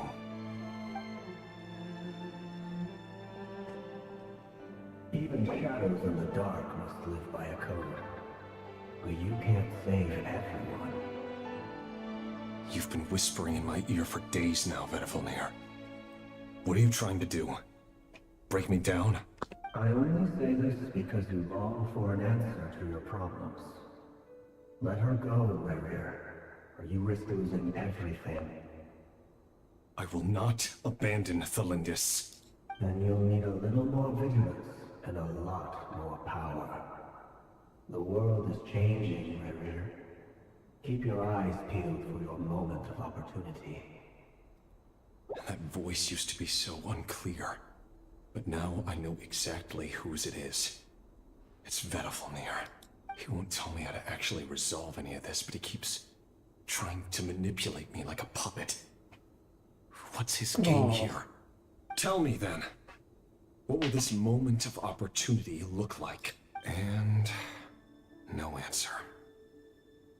He's like a ghost. Always disturbing me when I'm on edge, but never answering when I need him most. So, the Eclipse Dynasty was purging, well, massacring the descendants of the Crimson Moon. And it seems like it was all connected to the Finster King's research. The King's obsession with abyssal power left the future of Khaenri'ah hanging in the balance. No wonder every aspect of Rarier's life was so unstable. And it looks like this Thalindis, Rarier's would-be fiancée, herself belonged to a sub-branch of the Crimson Moon Dynasty's descendants. It almost defies belief that a couple like them could hide the truth from each other for so long. If the Vinster King hadn't intervened in such a drastic way, they might have gone on deceiving each other for the rest of their lives. And why does Vedifilnir, Dainslif's older brother, keep talking in Rarier's head? This guy kept more secrets than I ever imagined. The human mind is like a vast desert of shifting sands. When you follow the flow of someone's memories, you only ever see the parts they're willing to let surface. Time for something a bit more creative. We've been inside Rarier's mind this whole time, building up a picture of his psyche. There's already enough clues on the board to start reading between the lines and mapping out the rest. Now, we can finally begin to put the pieces together. Sure, it'll only be a reconstruction, part simulation, part reasoning, but it's usually pretty accurate. Once we've built up a cognitive profile, we just need to cross-check the logic behind his actions. And then we'll be able to take a sneak peek at whatever it is that Khaenri'ah has really been hiding.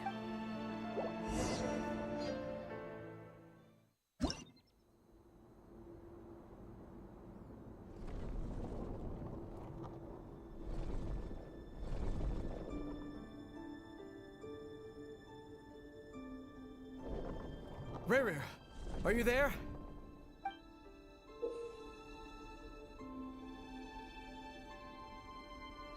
This is a fucking game. Moving piece consume action point. When all the action point I use WB return to the push point.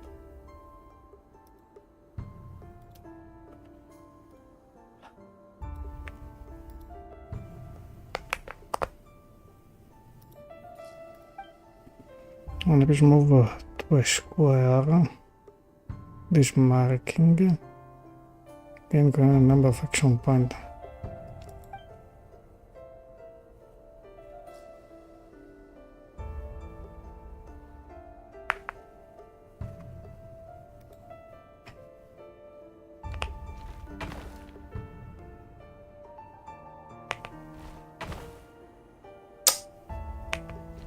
No, I made a mistake.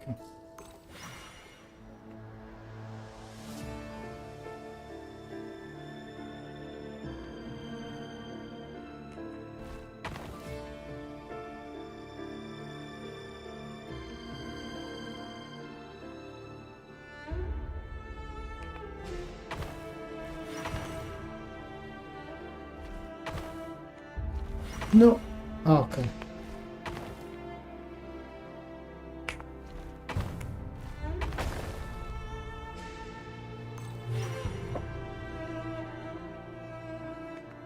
No. Yeah, the controller are shit.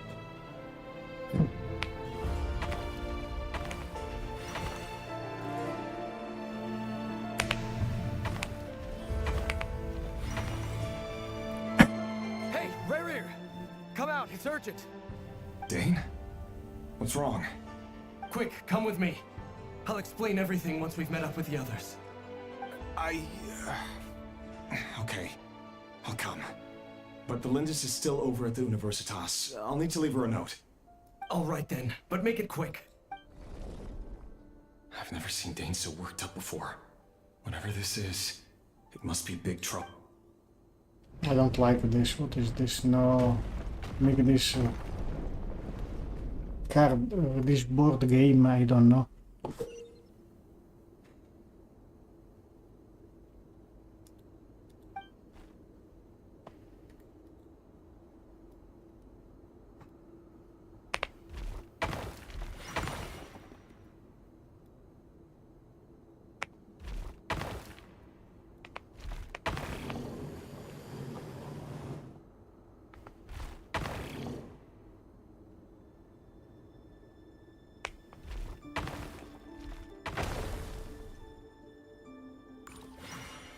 I don't...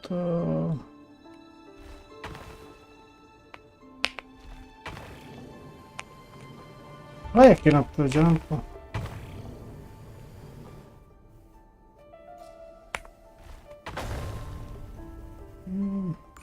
I quite don't understand.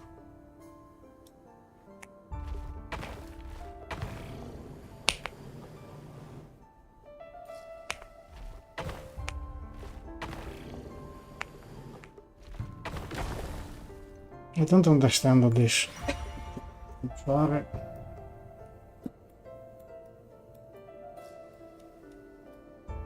One, two, three, four, five. If I go straight, I will lose for sure.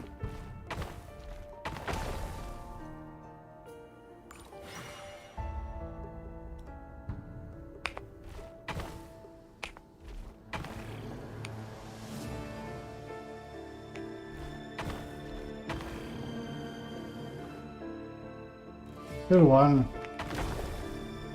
This is impossible.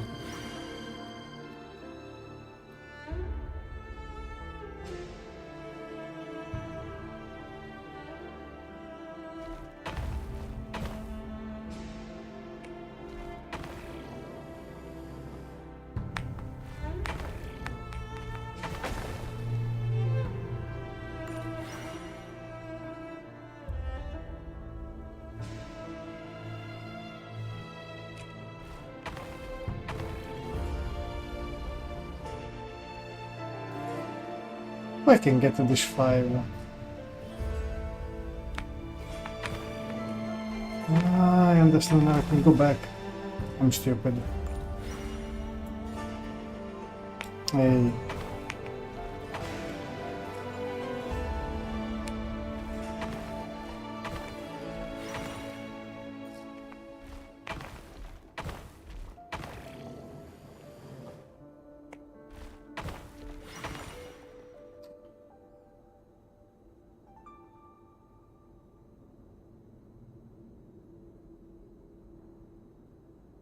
Well, this is a nice change, meeting you all at this hour. When men and women of ambition can speak face to face in broad daylight, I say that's a big step forward for our dear Khaenri'ah. Don't be ridiculous. We do not fear the day. Why would we seek refuge in the night?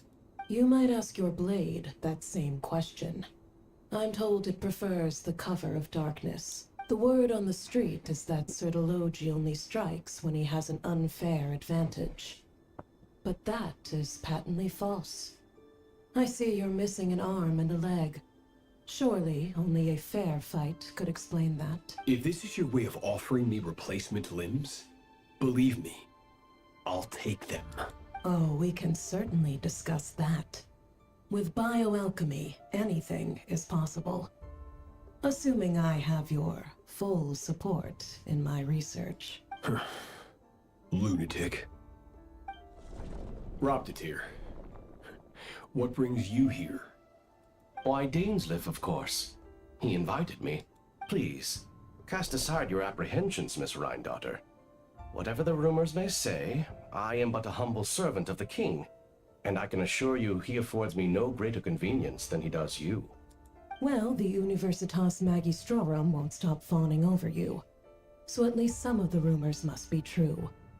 You're clearly doing well for yourself, so drop the humble servant act. It endears you to no one. You're president of the Universitas Magistrorum, the chief royal mage known as the Wise by royal appointment, and by far the most favored among the 4 pillars of Khaenri'ah. Vice President Veit doesn't even try to hide his envy when he sees you. My success is the product of hard work and good luck. It's as simple as that. Were the king not such an extremist, I hardly think I would have received a senior post at my age. Of course, no job is without its gripes. Serving a king like ours can be a challenging task, as I'm sure you can imagine. And as for Veit, in missing out on the presidency, he's dodged a mountain of stress. Like everything else in life, it comes with pros and cons. You're all here. I apologize for the short notice, but it was an emergency.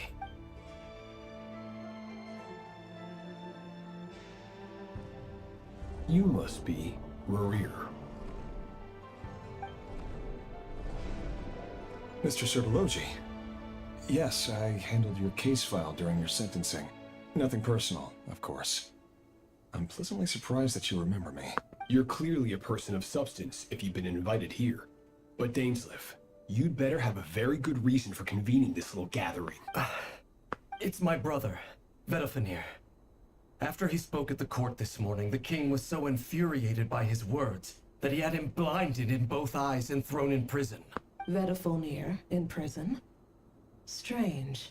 I thought the king trusted him and Robtatir more than anyone else in the world. Does this mean the king's circle of trust just got even smaller? It has nothing to do with trust.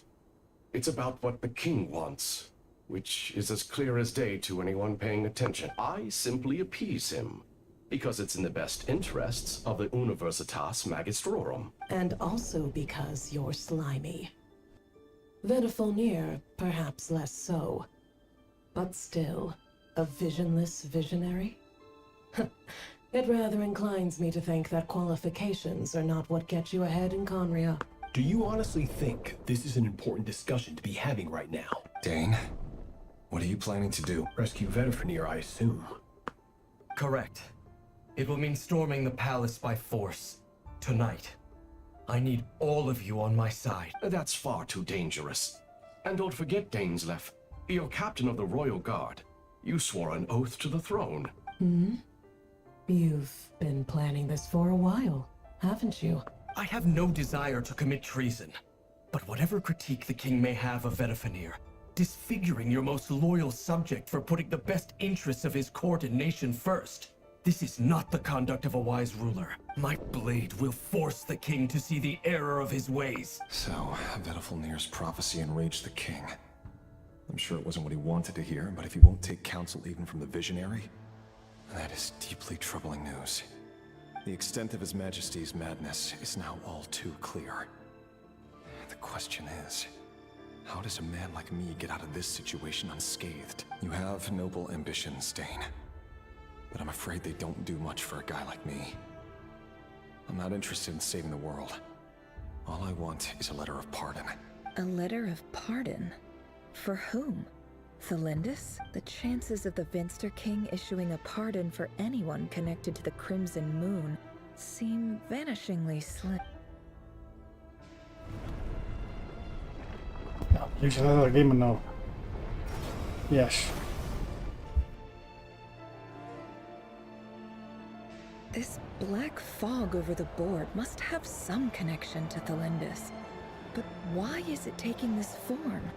Does it have something to do with Rerir's past? Another mystery I'll need I want to go and make beer again. I'm drinking a lot of water right now. No, we will only attack when we have more action point. Needed to defeat your opponent is. I don't know. I don't like it.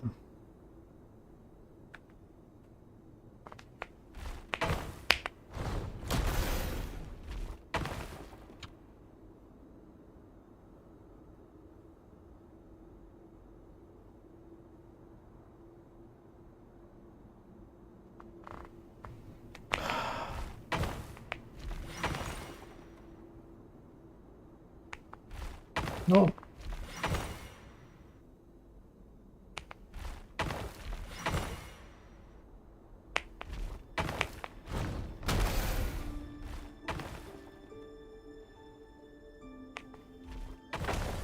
I made a mistake.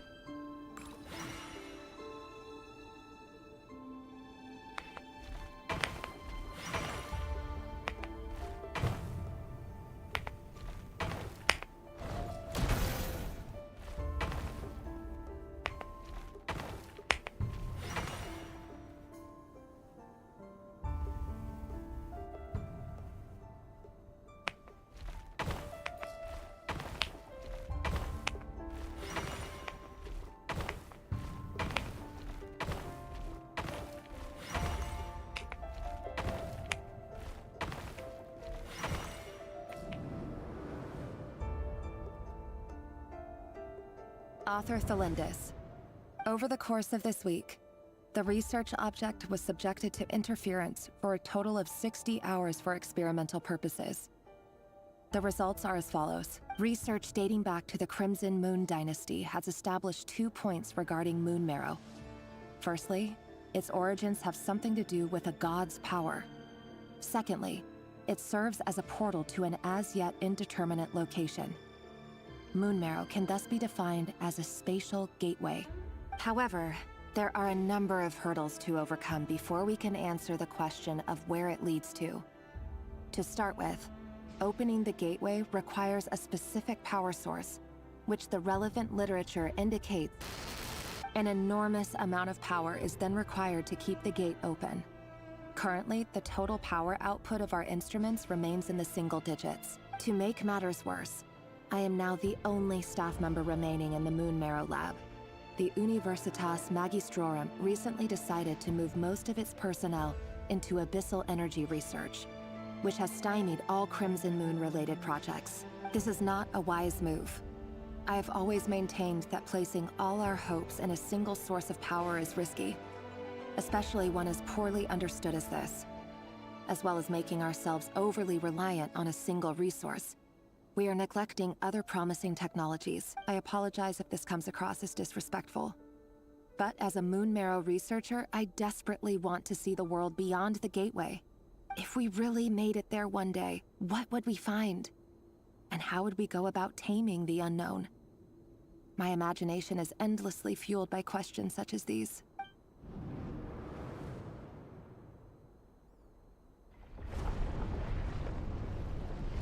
Not again, another... Oh, come on.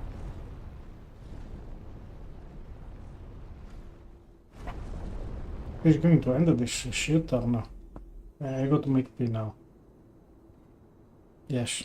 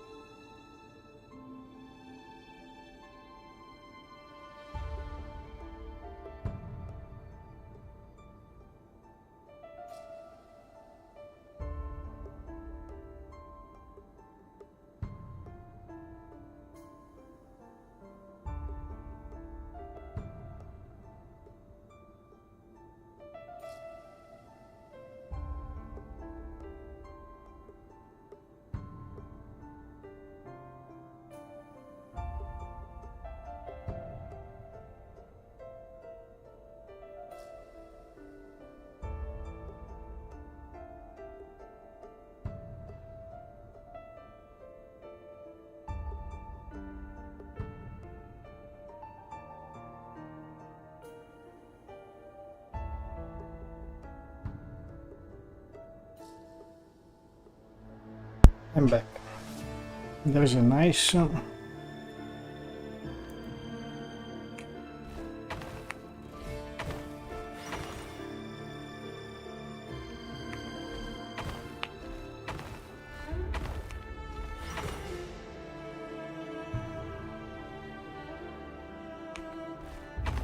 If I beat this one, I don't have enough. Yeah.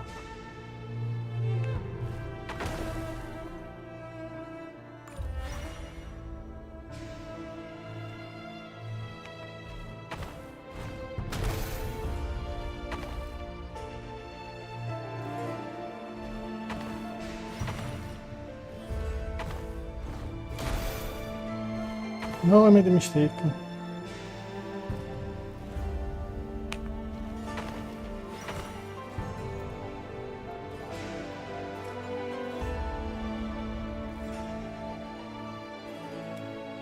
Punch 3, 4, 5.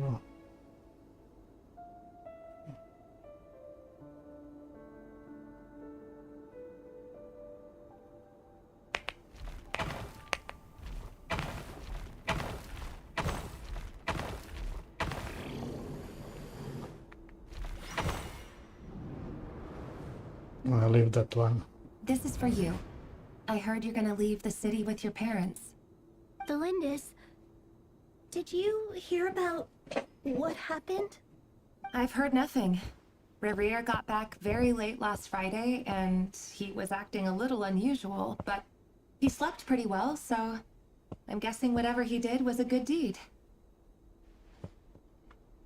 You never saw him, and I don't know what he did. And this conversation never happened. You understand? What if he finds out that you pried into his secrets? Don't be silly. I don't know what secrets he does or doesn't have. All I know is he's just a normal guy who happens to run some errands for the king. Are you scared of him? I don't know. The Khaenri'ah I know doesn't match the person you all describe. Logically, I should be scared of him. And yet, I don't want to lose him. But enough about that. You should get going, and be careful with the package I gave you. Keep it secret. Keep it safe. What's in it? A piece of the moon. All you need to know is that as long as you keep it safe, then in the future, everyone will be able to see a red moon. A red moon? You mean our moon? That's right. Our moon. Promise me you'll look after it. I promise, Delindis. The Crimson Moon bloodline will never die out. Its light, the color of blood, will become like a fire that flows in our veins, no matter how long it takes.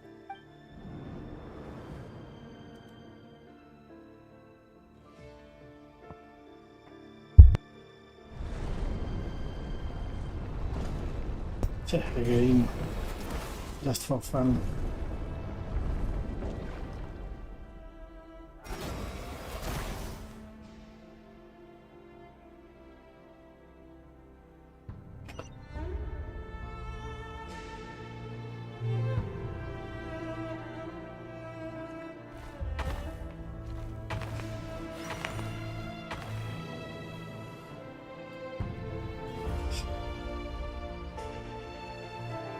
It's not a bad idea.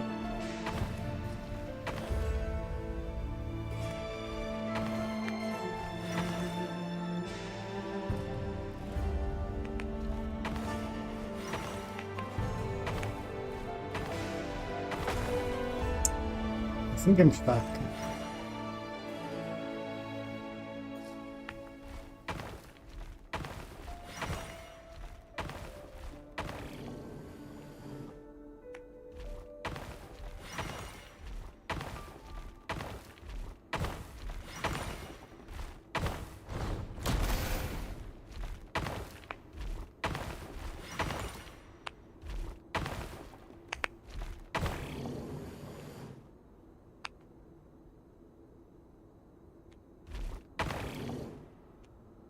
I'm stuck. I'm stuck again. 1, 2, 3, 4.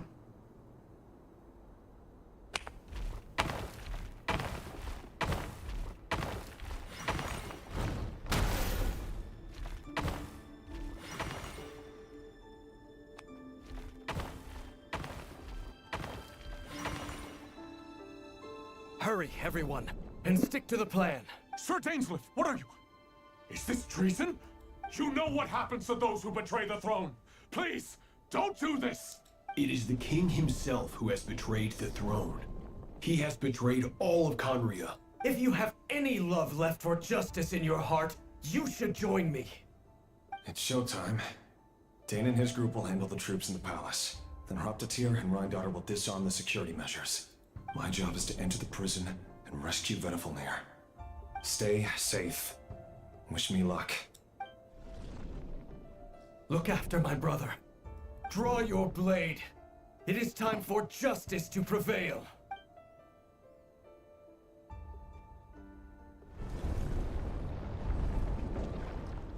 What now?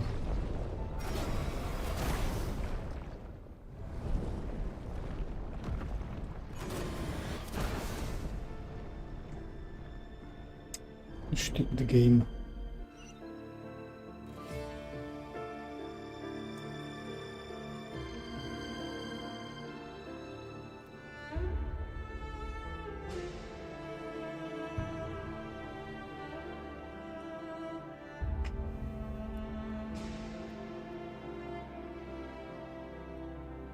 Five, 1, 2, 3, 4, 5.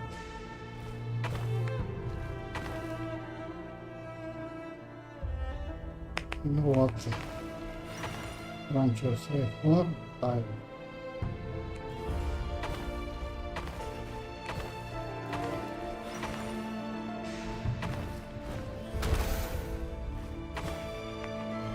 And dead. No, not like this. But it's fine.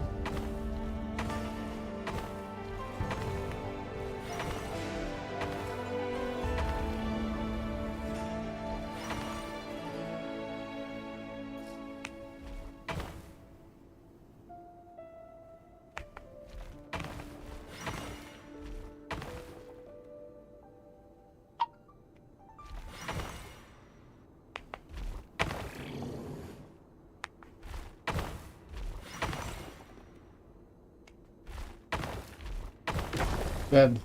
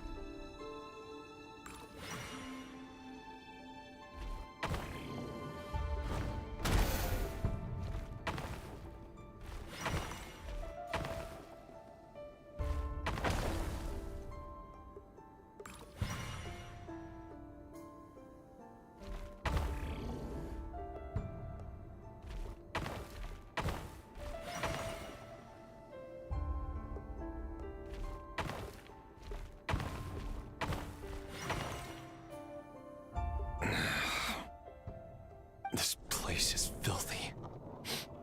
And the smell is abominable. Clearly, the king doesn't allow his prisoners a single shred of dignity. This is dire. Found you. Hello, Mr. Vedifalnir. Ah, it's you. Surprised? Oh, wait. I guess surprise isn't an emotion that prophets feel very often. I certainly felt some surprise in the moment when I was blinded. Surprise at the king's sheer ignorance. Surprise at just how unfairly this world responds to words of earnest remonstration. I'm curious. What did you prophesize this time? It wasn't a prophecy. It was a word of warning. Someone had to say it. The king has forsaken all reason in pursuit of his obsessions. I simply told him that if he continues on this path, Khaenri'ah will surely fall. But he didn't listen. Worse still, he stabbed you in both eyes and locked you away. Dane asked for my help. The court is in complete chaos now, but I'm sure you predicted that. Everything is transpiring as I foresaw. Yet I am powerless to change it. Fate is an immutable force. I can but lament as the inevitable unfolds. I do wonder whether giving a man the power to see the future does nothing more for him than slowly crush his spirit. Forgive my curtness, Vedifulnir, but the king did not suddenly turn on you today. His suspicions have been brewing for a long time. You can't have wisdom beyond the reach of your fellow man without attracting his fear and suspicion. There are things the king does not want to see. So, he doesn't want you having visions of them either. He blinded you because he thought this would make the visions stop. He wasn't entirely wrong. I did indeed lose my power to see the future. Right up until... Until what? Just now. I believe I saw something new. Well, tonight could go a lot of different ways. 5 of us banded together to storm the palace, also we could rescue you. This will go down as the most tumultuous day in Khaenri'ah history. I sense hatred in you. But also hope. A desperate hope that with the tyrant deposed, that will be the end of the story. But this is not the end. It is the beginning of a new chapter, in a whole new story. There are many men of honor and courage in this world, Rerir. But you are not one of them. You're not here for justice, are you? You're here for yourself. Is that a dagger? Interesting. Why not the polearm? It was always your weapon of choice. With your abilities, I don't doubt that you were able to recover some of your sight. But I also doubt that you want to make an enemy of me right now. Of course not. We're on the same side, aren't we? We could be. But I need you to be honest with me, Vedifulnir. At this point, you're my only hope for the future. You mean your future? With your beloved, Thelindis? Yes. And I know there are bigger things at stake here. A dynasty, a nation, maybe the entire world. But forgive me, I care first and foremost about myself. I can't abandon the one I love to save myself. I just can't do it. But you see a broader picture of the future than I. You see the solutions to the biggest problems of our age. So tell me, what is my solution? What's the answer? In matters of fate, answers are either right or wrong. What will be and what will not. Maybe you are willing to pay a certain price in the pursuit of happiness, but unfortunately, fate does not negotiate. That is the cruelest thing about fate. It is unmoved by your sacrifices. That can't be true. I know it's your voice that I keep hearing in my head, urging me to see how the world is changing, to seek more power, so I can protect the things I love. You show me disaster, but you won't show me how to avoid it? Why?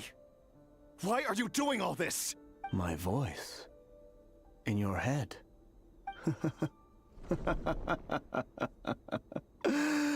So, you hear it too? The voice that steals your mind, gains your trust, and drives you crazy. It turns out that we are not so different, you and I. Vedifulnir just broke into the strangest smile I've ever seen in my life, as if he'd discovered some monumental secret. But then he suddenly switched to looking extremely weary. Very well then. My advice to you is as follows. You must persevere. Whatever trials and tribulations you may face, be steadfast in the belief that they are your path to the future. For as long as you live, your story with Thelindis shall not come to an end. That is the only chance you have of fighting back against fate. It is up to you whether you believe my words.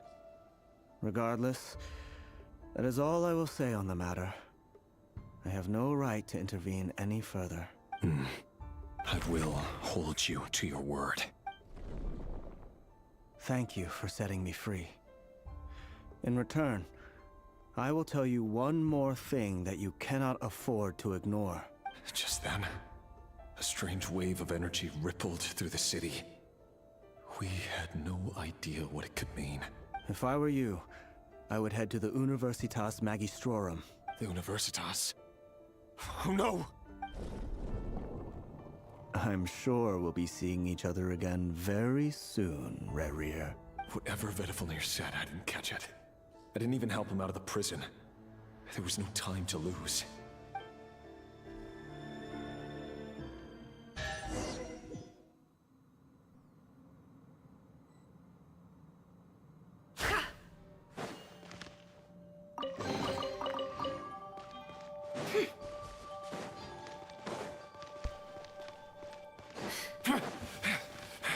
Monsters?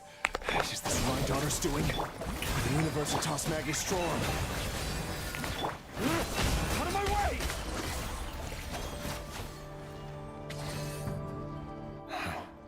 The Universitas. That reminds me of a rumor I once heard. Allegedly, the king installed secret mechanisms in the palace and around the city. No one knows where they are or what kind of power they... But if they were ever gonna activate, it would probably be on a night like tonight. Help! Help! Hold on! Don't let them anywhere near you! Save me! I can't! Ah! That sounded like an explosion. So, the rumor is true? The king really went through with it? What other means does the king have at his disposal? They must run on power from the Abyss. And given it's a major center of Abyss research, anyone over at the Universitas will be in grave danger. I have to hurry!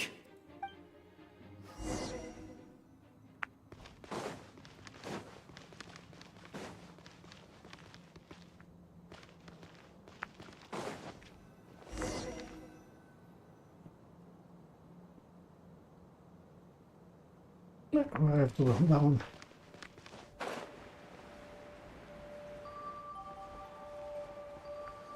Yeah, made a mistake to go down immediately.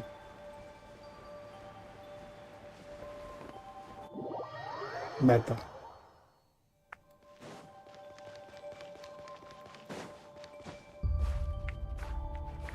Come on. What's going on?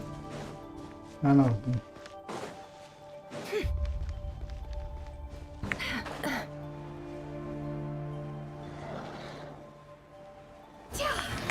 Stand with me. Strike a pose. Lush as the moonlight. No more lies.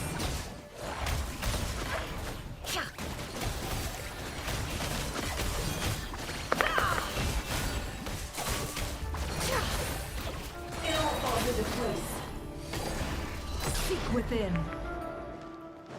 Our bond is strong. Shower music. I am being tested. Can't hide the truth.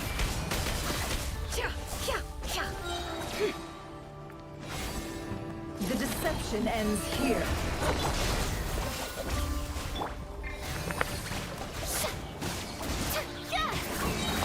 Let my name echo in song. Strike a pose. With one heart, we pray. Receive my blessing.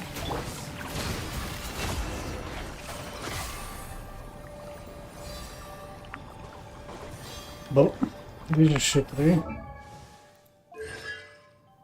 The damage is more or less like mine.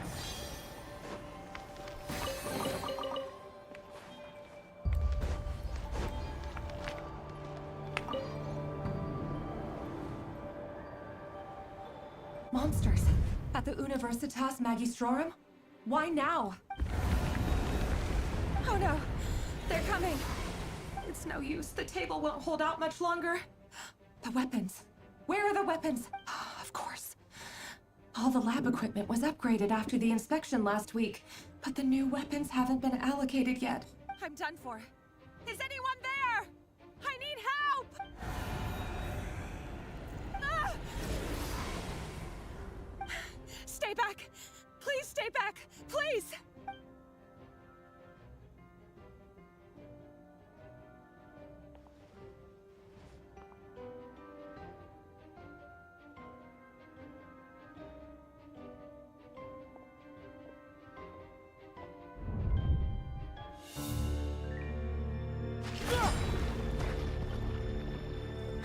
What's that? Khaenri'ah! So the rumors about your work are true. What? No! Listen, something happened at the palace tonight. We have to leave! You don't need to lie to me anymore. What do you mean? I know why you're worried, and I will respect the decision you've made. But it's okay, because I found a solution.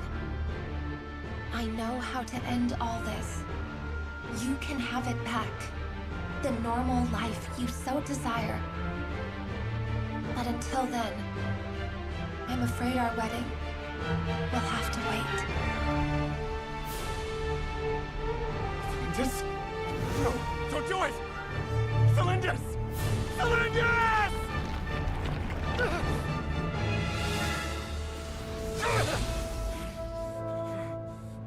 I told you, Khaenri'ah. Let her go. You will find someone better. No! No, I won't do it! I have to save her! By what means exactly? A lowly pawn. You lack the power and the strength of will. Do you know a way? Tell me! Come to the palace. Join us.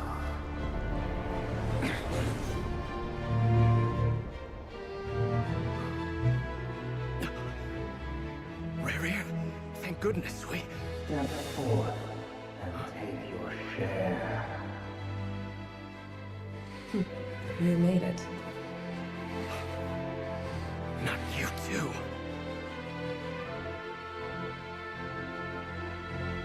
Hatred or grief, despair, desire. We all have our own.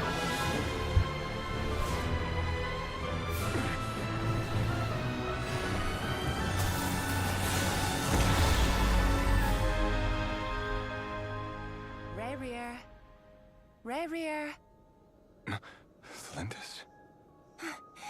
Were you daydreaming?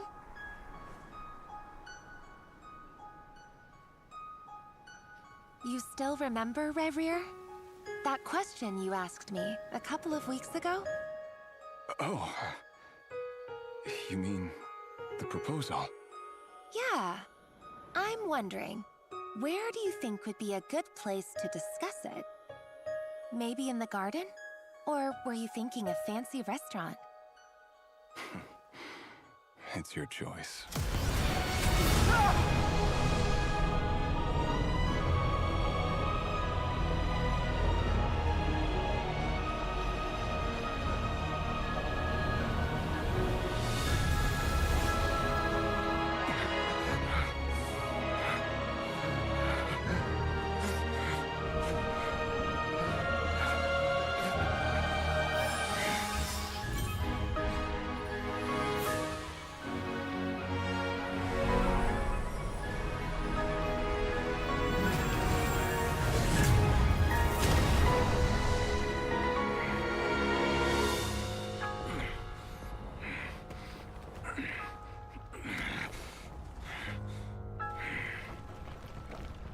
I will find you.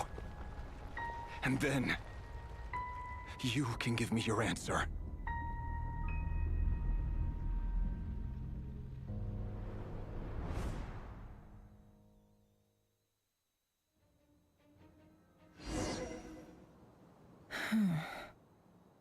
So that's how the Raker of Solnari was born.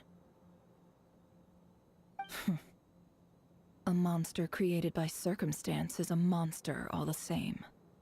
Viewing other people's thoughts for too long can get uncomfortable. Right now, I'm feeling a strong sense of loathing. In a nutshell, the story of Khaenri'ah is what happens when the truth falls by the wayside. Everyone tells little white lies, and before long, you have a huge pack of lies that destroys everything. Phew. Time to get back. His past is filled with sorrow, but the tale of any fallen civilization is one of endless tragedy. Cruel as it may be, that was Khaenri'ah's fate.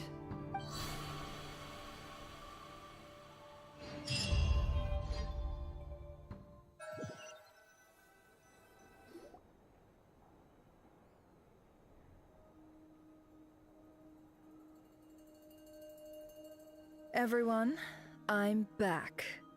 Can I get a standing ovation? Nefer! How are you holding up? Feeling okay? She's fine. Boss is a pro. Yes, I'm fine. You will have seen the events of Rarir's life through my thoughts. It's now clear that he is just a regular nobody, driven by personal tragedy, as he said himself. I mostly agree. There's only so much we can know about him from his memories alone, but they did give us a clear glimpse into his life in Khaenri'ah. However, I would not consider Rarir to be a nobody. He was deeply involved in the events of that era. Yet, when the catastrophe of a generation strikes, nobody is safe. Sounds to me like you're speaking in riddles again. Is this you urging me not to abandon the people of Nod-Krai in their hour of need? That's not what I meant. Although I do hope you choose to remain a part of the plan. Without you, the mission ahead will be all but impossible. Then try to remember that I respond better to the carrot than the stick. And I don't appreciate being bossed around. Now, as for you, Missy, you were excellent. You stuck to the rules of the ceremony and kept your mouth shut the entire time. Bravo. Cool. So, can you fill me in on the deets now? Most of what I saw went right over my head. Patience. You'll hear the whole story, don't you worry. But let's meet up with the others first. It will save me narrating it twice. Yehoda? Yes, boss. Let me get that door for ya. That's more like it. For a moment there, I was worried you'd forgotten about the first clause of your employment contract. Forgive my curiosity, but what does the first clause say? It says I gotta do the annoying stuff that boss is too lazy to do for herself. Like opening the door, pouring the tea, yada yada. Is that right? If something is in the contract, it's because she willingly agreed to it. Rest assured that the Curatorium abides by the very strictest of labor policies. You don't seriously think I'm cruel enough to treat her like my slave? In any case, I've hardly shied away from my share of the work today. Hope I don't catch Flintz and Varka lounging about in their chairs, enjoying a leisurely cup of tea. There's nothing I dislike more than other people enjoying themselves while I'm hard at work.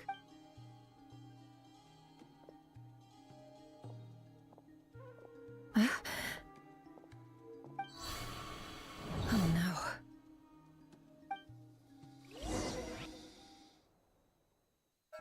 Happen now. Sorry to disturb you, but we seem to have run into some trouble. Evidently so. Don't worry, I'm not about to leave you to fend for yourselves. I'm not that kind of boss. And it would go against the Curatorium's labor policy. I'm sorry? What did you hear me say? I wasn't talking about labor policy. Wait. How long have I been standing here? Not long. You just appeared by the door a moment ago.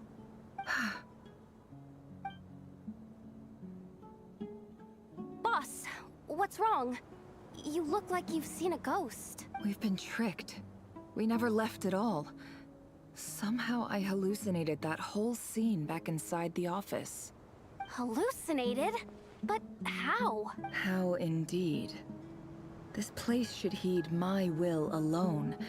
All thoughts and actions that occur in here are just a result of pawns moving across the chessboard in a carefully calculated manner. And nobody has access to this chess set but me. So you control everything in here? More or less. But yes, it's a special technique of mine. Has anything like this ever happened before? Only once. It was the first time I used the chess set. Is there any similarity between what happened then and what's happening now? I suppose my thoughts are a little turbulent, which was also the case my first time. Is there anything I can do to help?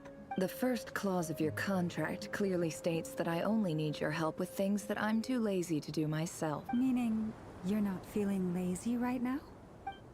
Meaning, this is not something Yehoda can help with. The chess set is a personal treasure that I alone understand. I must be the one to find our way out. Boss, it's fine. Really. Let me do something useful. Oh, listen to you. Whatever would I do without you, Yehoda? What? Really? Yes, really. Where would I ever find another employee as obedient and servile as you? God forbid anything ever happens to you. Oh, okay. Well, anyway, I was thinking of fetching some water. There's gotta be a source around here somewhere. I suggest everyone finds someplace comfortable to take a rest. We gotta conserve our energy. Even though all this chess malarkey doesn't exist in a physical sense, mentally speaking, it's all real. And so is our tiredness and fatigue. You don't want to dismiss mental fatigue. Just because it isn't physical doesn't mean it's any less serious. But anyway, I got your backs, so don't worry about a thing. Don't I have the best employees? Jealous much? If we can find a suitable time, I'd love to borrow Yehoda for a day to help out at the Frost Moon Scions. Would you be amenable to that, Boss Nefer? Oh, Lauma. Have I ever told you just how pretty you are? Beauty runs from the tips of your antlers to the depths of your imagination. Time to rally, everyone. Follow me. As we continue our journey, the same rules will apply. That means stay focused and no talking no matter what we encounter. And don't disturb the chess pieces. You have my word that I will get us all out of here. Now we are in Sumeru.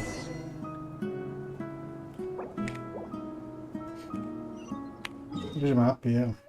No, but we are in Sumeru here. For sure. 100%.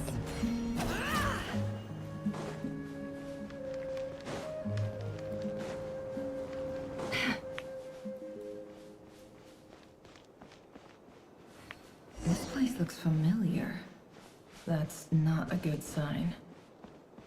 There's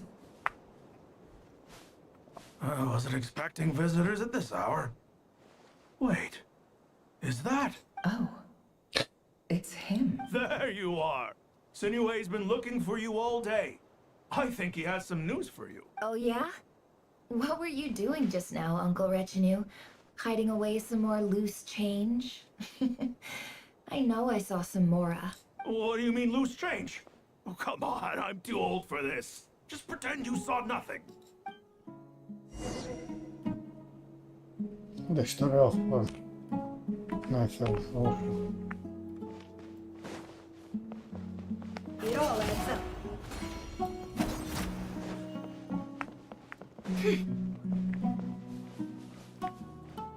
Hey, kid. Mind telling me what Sinuhe's been up to recently? I'm trying to get in his good books and I need a way in. Get in his good books? Why? What do you want with my dad, Uncle Apepi? I've written a new song. I was hoping to showcase it at the next festival, but I'll need his approval. A new song, huh? I'd love to stay and listen, but unfortunately, Uncle Retinue says my dad's looking for me. Well, there's plenty of time and I'm not going anywhere. See that pile of stones? I'll be sitting there warming up my vocal cords. Come find me when you're done. Pile of stones. Got it. What to do with the stone?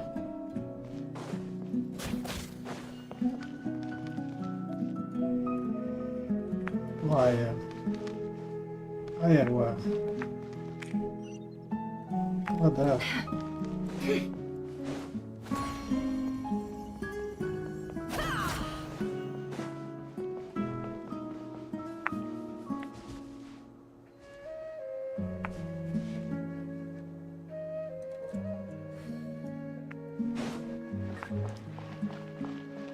Hi, Dad.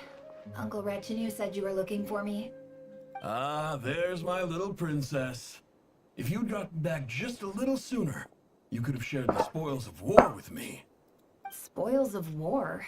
Who were you fighting against, Dad? It was just a figure of speech. The aftermath of a sandstorm is no time to be waging war. I was talking about our war against thirst. I went out to fix our water supply problem, and now I'm back.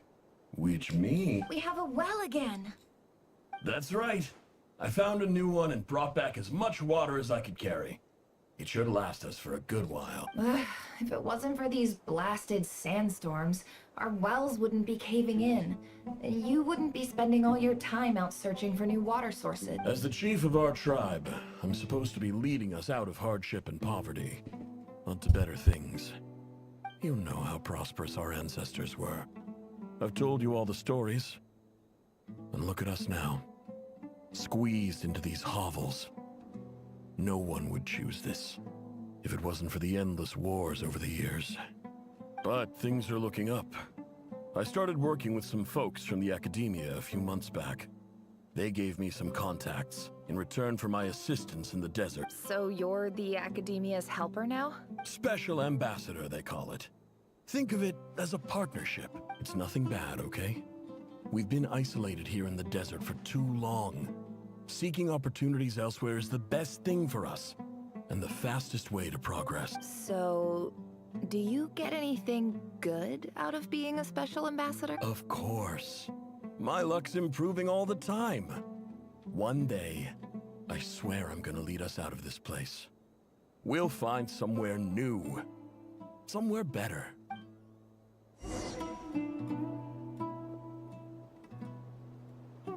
Externa torre.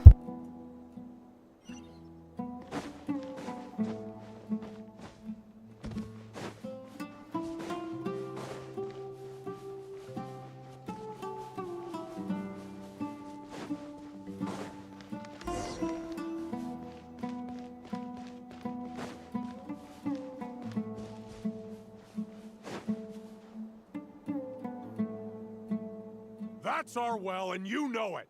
You stole from us. Well, you've gone from chief to thief, and now you have to face the consequences. Did you really think you could take our water without permission and get away with it? You're either brave, stupid, or both. And that special ambassador act? Yeah, nice try. We spoke to the academia. They said it was all news to them. You're a liar and a cheat!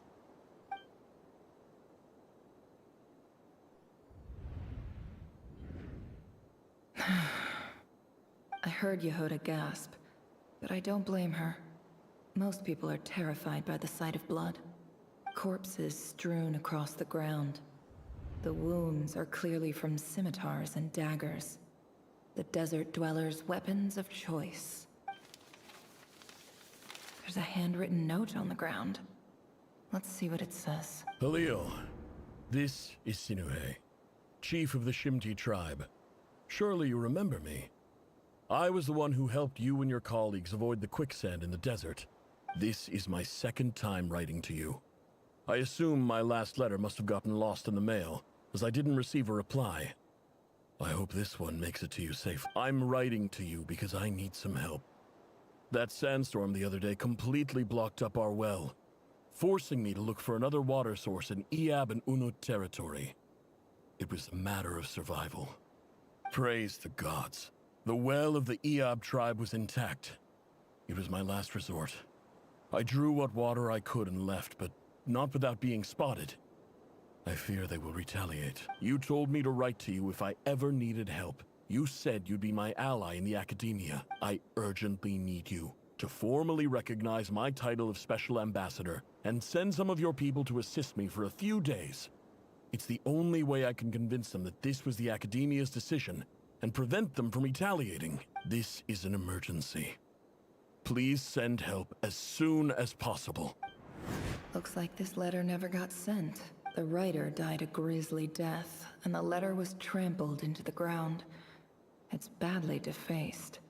Somewhat a ridiculous lie the surviving Shimti tell. Their whole village was butchered over a sip of water. Jobb it is over. Ah, officer. Welcome. Welcome to our humble village. I thought you would at least have the courtesy to provide some respectable libation. This is the finest wine Aro village has to offer. I promise.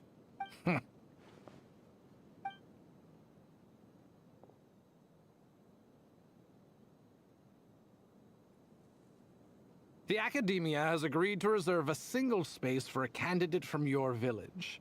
But I remain skeptical of this entire endeavor. I highly doubt anyone in this desert possesses serious academic potential. Please, have faith! If not in us, then in our god. The child we found shows great promise. I beg you, take her away from this place. Give her a chance. Don't let her talent go to waste. I don't recognize her. New arrival? She showed up here a few days ago and we took her in. She's a really bright kid. Please help. I'm begging you. So, where are you from? Nowhere special. Just a sand dune. What about the rest of your family? How many of you are there? Just the one. It's only you? Correct. So, no brothers, no sisters, no mother or father? Any who have slept on a bed of sand, I call my brothers and my sisters. Apart from that, I have no family. All right. Get over here. Sign your name on the form.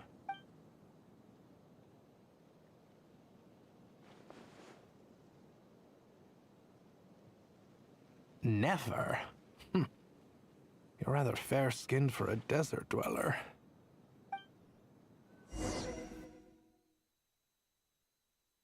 Still not over yet.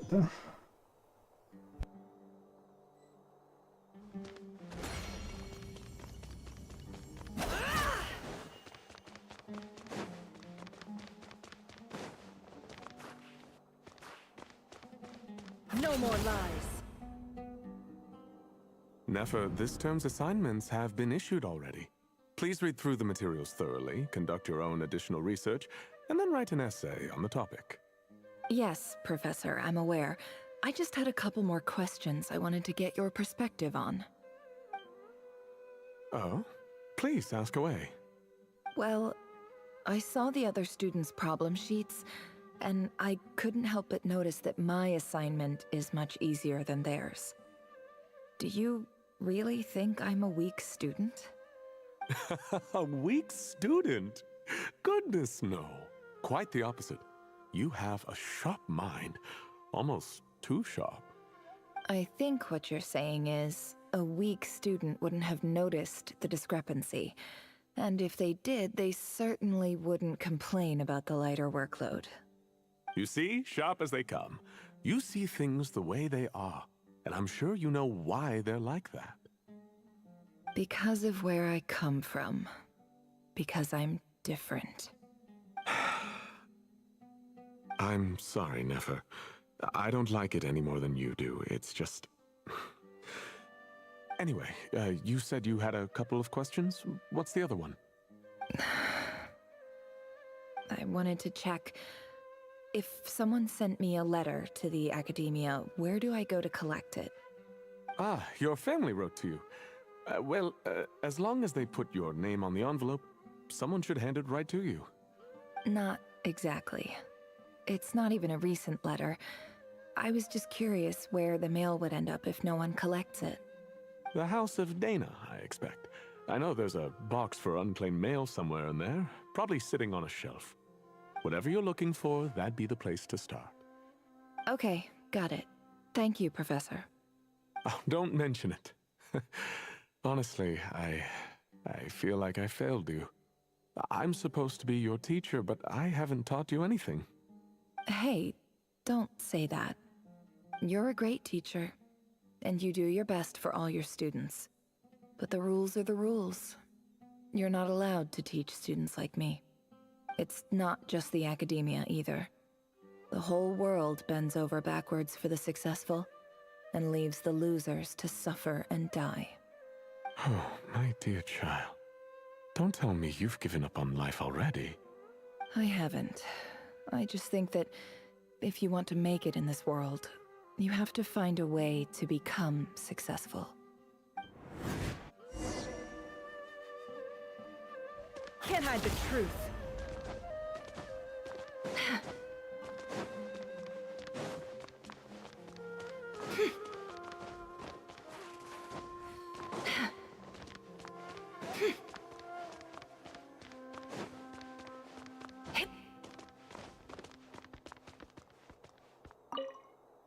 This must be it.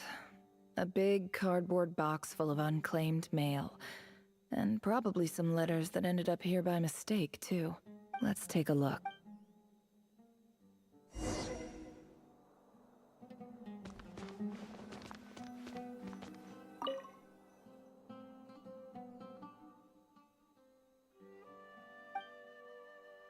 A dilapidation survey from Port Ormos. Looks like this one was never even opened. I guess the recipient didn't care who was it addressed to? I don't recognize the name. This one is addressed to the Immorta Sage. The title is... Guided by the incense, we became lost somewhere in the forest. All the barriers between, in clinical terms, these symptoms. For example, my neighbor. This seems like something the academia would want to know about. Wait, what's this written on the back? It's so small. The note says, the sender authored this letter while under the influence of mushrooms. I would send it back, but no return address was provided.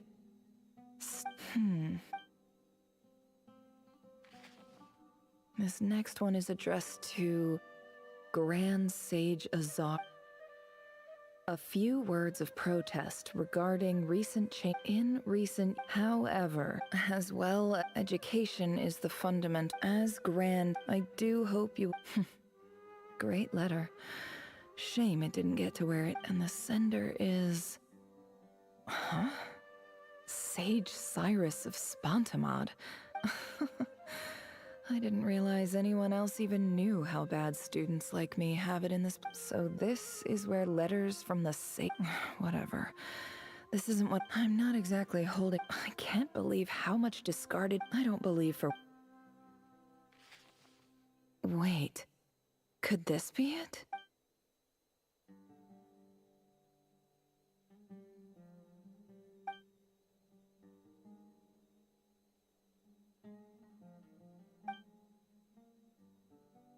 Greetings, Halil.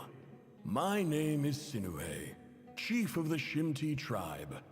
I was the one who came to you and your colleague Zaid when you ran into trouble in the Great Red Sand. I don't know how well you remember it now, but I brought you to safety and gave you some water and other supplies. You seemed very pleased and told me your name. In my tribe, learning a person's true name is serious business, and I therefore see you all as friends. You were kind enough to leave your contact details, so we could stay in touch. The Shimti tribe lives a harsh, nomadic existence in the desert. You were sympathetic towards my plight, promising to make me a special ambassador of the academia and help us find a way to make a better living. This brings me to my reason for writing. Our tribe has fallen on particularly hard times, and I would like to ask for your assistance. There was a terrible sandstorm a few days ago, which blocked up the well in our land. To ensure my people's survival, I had no choice but to venture into Iyab and Unut territory in search of an alternate water source. The Iyab and Unut are descended from the Thamudians, while we trace our ancestry to Tulatala. We worship the Lord of Flowers and have had relatively good relations with our fellow tribes up until now. I found a well belonging to the Iyab tribe. They declined to help us, but I really had no other option, so I took some water to keep me and my tribe alive. My actions are certain to incur their wrath. When we met, you assured me that you would be my ally in the academia. I would like to take you up on that offer, because I really need your help. I wonder if you could send an academia representative to meet with me. That aside, the last time you were here, you mentioned that the academia had started accepting students from the desert, and I told you a little about my daughter, Nefer. We have next to no resources here in the desert, and my power and influence are limited. Would you consider enrolling my daughter at the academia? She is a smart girl. I know she won't disappoint you. From the outset, the Academia never took you seriously. Those things they promised were just empty words. I doubt they even remember the name Sinuhe. And you were so emphatic that your luck had finally changed for the better. You swore you'd lead us to a better place one day. You spoke with such conviction, like you were the most powerful chief in the whole You liar. You lied about everything. You promised the world and delivered on none of it. And who fell for it? Just me, by the looks of it. Despite your best efforts. Which makes you a pathetic liar. You weren't even any good at it. I think I'll take over from here. Let me show you how it's done.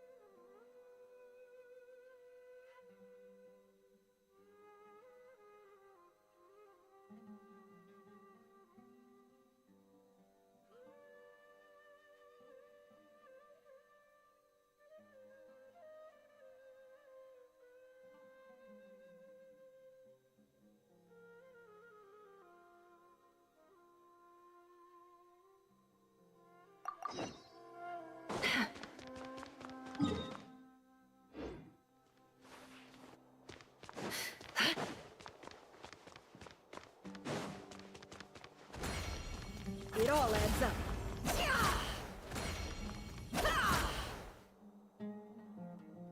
I just came to say goodbye.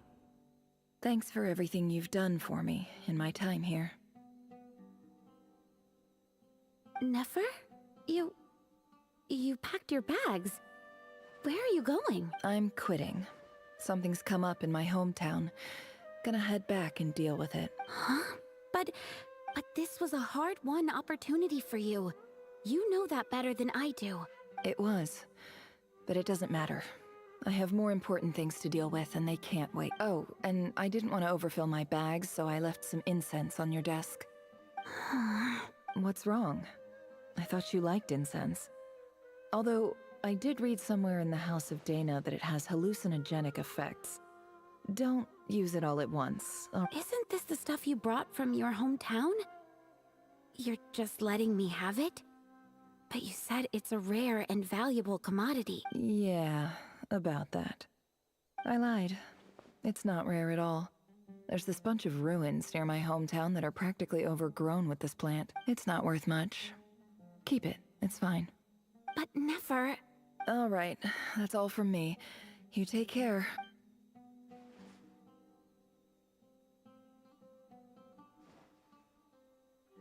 Don't forget me, okay? I mean, we're more than just classmates, right? We're friends. Yeah. I'll remember you. I lied again. That incense is worth a fortune, and it's a rare find even in those ruins. And as for remembering her, I have far too much to do when I get back. I'll be lucky if I even make it through this alive. But either way, I expect I'll forget you pretty quickly.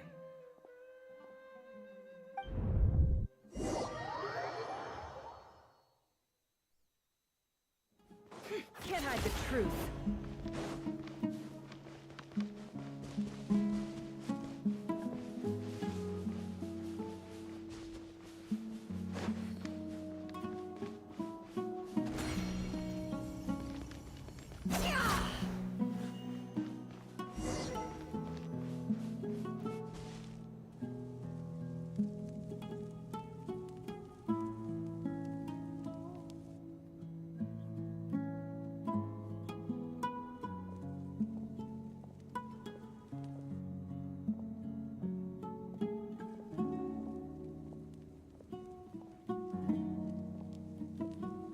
It's a pleasure to meet you, Mr. Arif. So, what does the Academia want? Since they've sent their special ambassador, I assume there's a big business deal to be made. If not, I'd be very disappointed. Please, sir, lower your blade. You're lucky I'm the one they sent. Not all special ambassadors share my admiration for the Iab people. The ever-shifting balance of power in the desert reduced the once great civilizations of this region to rubble and sand. But the story of the Iab has a very different trajectory. Others grew weak, but you grew strong, beginning in obscurity and moving to prosperity. You're the only ones who defied the trend. Huh.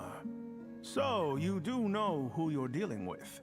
This well is the perfect symbol of your strength, is it not? It used to belong to the Unut, but it looks like you have control over it now. You're not wrong. But I'm sure you didn't come all this way just to flatter us. Of course not. I came to bring you some very good news. Some information that recently came to light, which might just be your ticket to freedom. Records uncovered by the Vahumana Darshan show that a certain well currently under Iab control is built on top of some ancient ruins. These ruins are of great archaeological interest to the Academia. I checked the map carefully on my way over here, and I'm confident that this is the well in question. The Academia is offering 50 million mora in return for excavation rights. 50 million? No, wait. If these ruins are as important as you say, 50 million's a little low, don't you think? Don't get greedy, Iab. We know far more than you think. We know that you seized this well by force. Wasn't that the first step in your rise to power? To drive away the Unut and steal their water supply? So what if it was?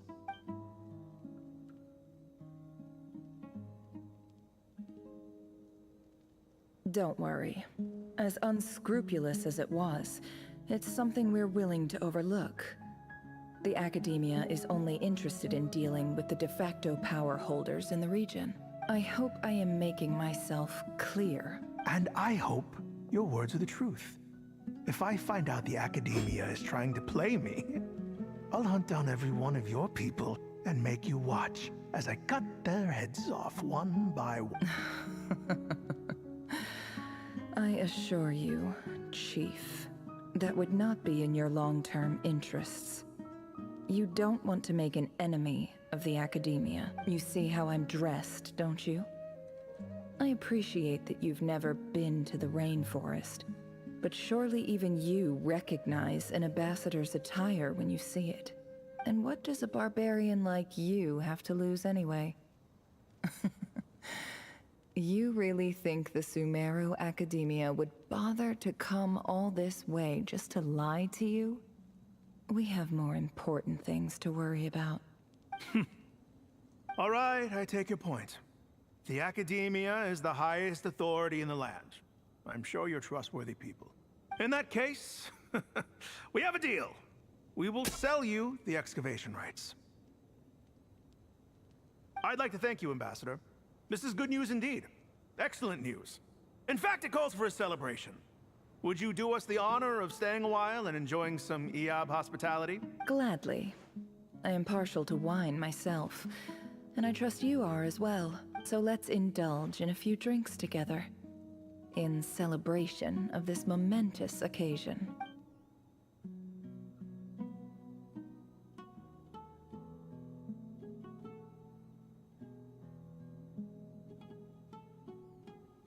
Chief! Chief, it's an emergency! It's the Unut. They've taken the well. What? Well, don't just stand there. Take it back. Yes, Chief. I have every confidence in the Iab's military superiority, and... What is it? The Unut's response was alarmingly fast. The day after we reach a deal, they seize the well. This can't be a coincidence. Perhaps there is a traitor in your midst. I don't think so. I am obliged to remind you, Chief, that the Academia will only deal with the de facto power holders.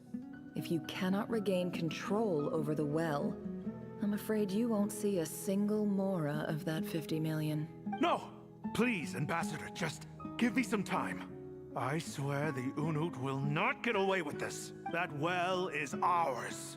And so is the Mora. Glad to hear it. I will wait here for an update. If there is a traitor, I will find them. In the meantime, make yourself at home. I'll report back as soon as I have an update. Much obliged. Wow. All it took was a few words and I've got him wrapped around my finger. What an amazing feeling. So, in summary, Ambassador, the Academia would rather negotiate with our tribe instead of the Eab, yes? The Eab are ruthless murderers who don't listen to reason. And now they have the gall to interfere in our research projects in the desert region. So let me ask you, Chief. If you were the Academia, what would you do? Kill them all, of course. Precisely.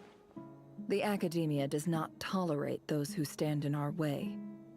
The Eab have held back our academic pursuits for too long, and our patience is wearing thin.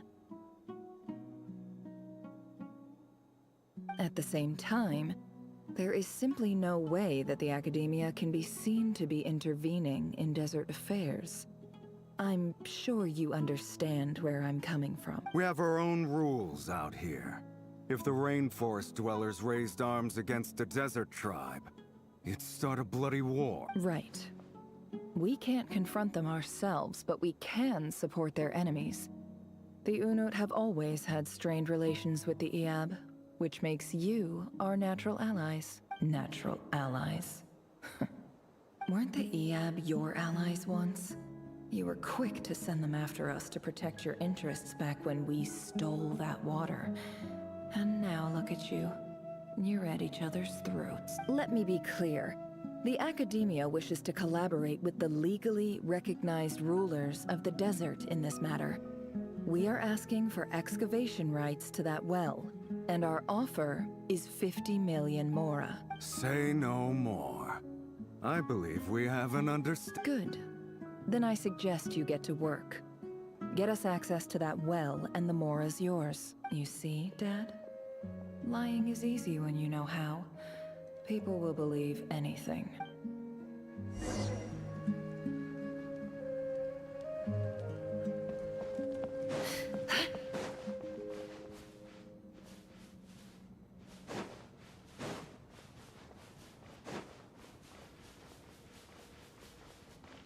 This Archon Quest never end.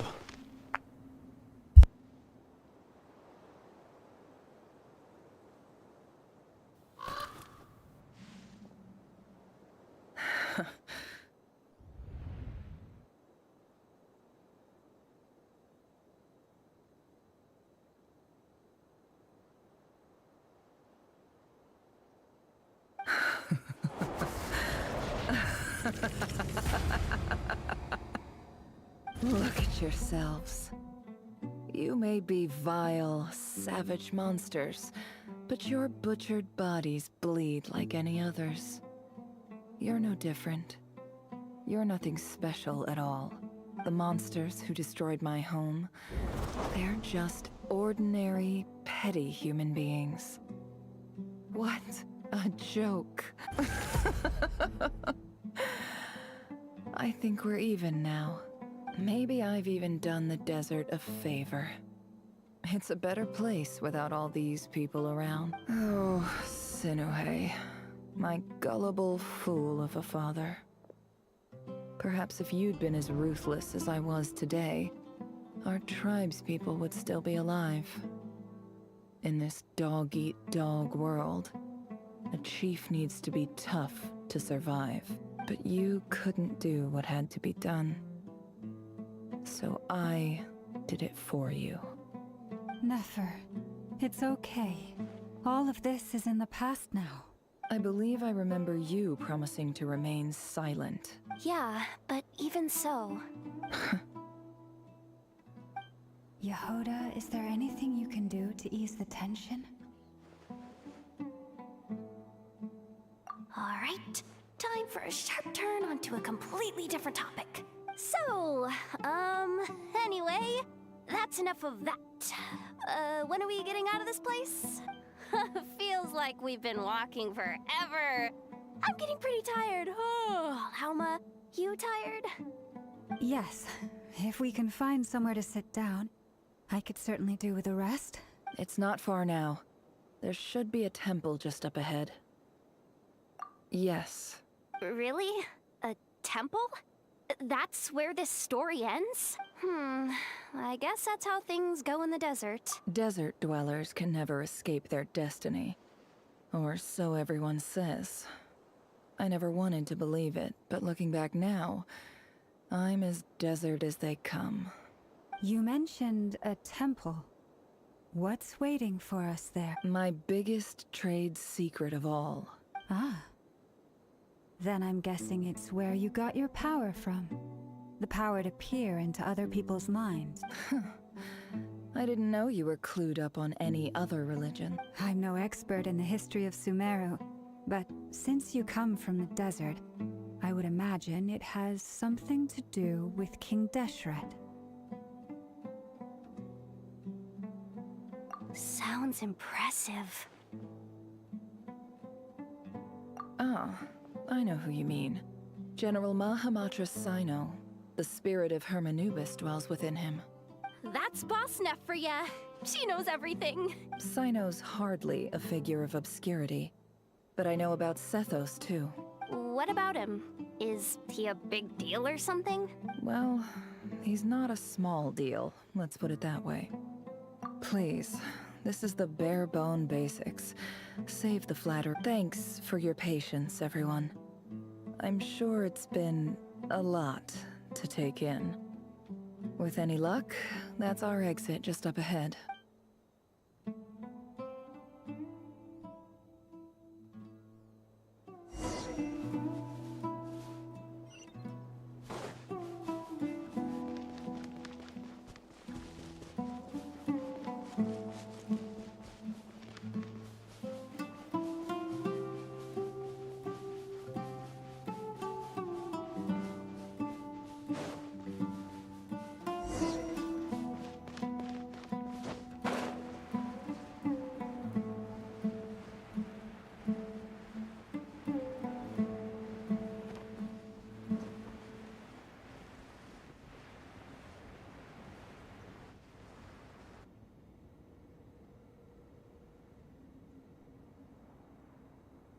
Uh-oh. Uh-oh. I'm totally out of my depth here. I don't have anything to add about any of this stuff. Like, look at that statue, for instance. I want to do the whole name-dropping, this girl knows her stuff thing too, but I've never seen... A statue with the head of a bird. That's Thoth, the Ibis King. One of the 7 pillars of King Deshret. The legends say that he, the Crocodile King, and the Goat King were the 3 retainers of King Deshret. Let's take a look.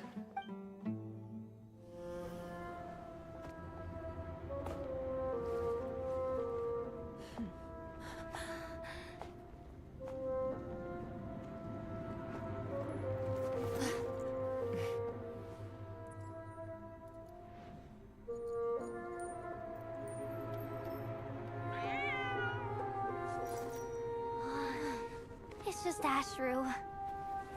So, all is well?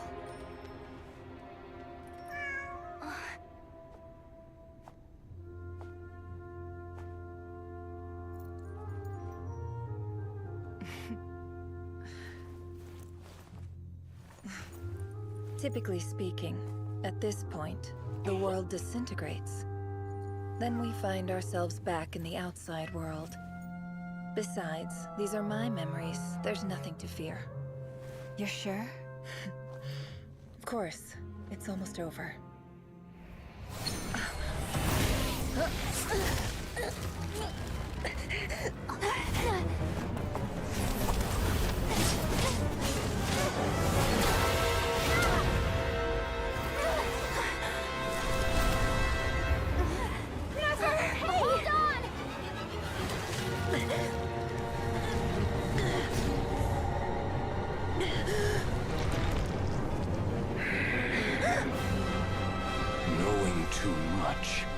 is always a death sentence. Speak for yourself.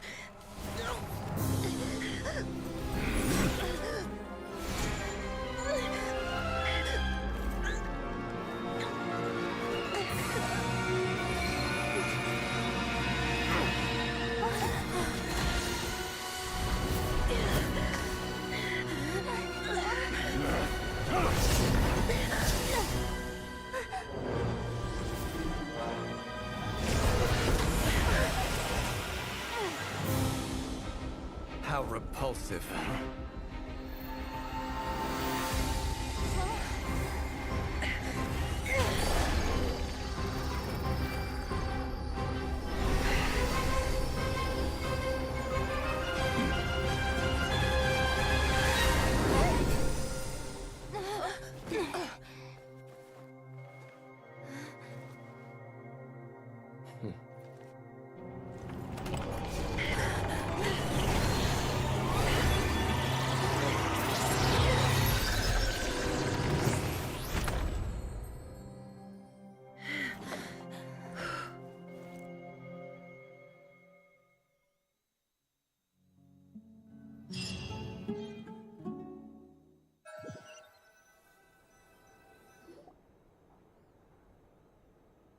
Timed that pretty well, didn't I?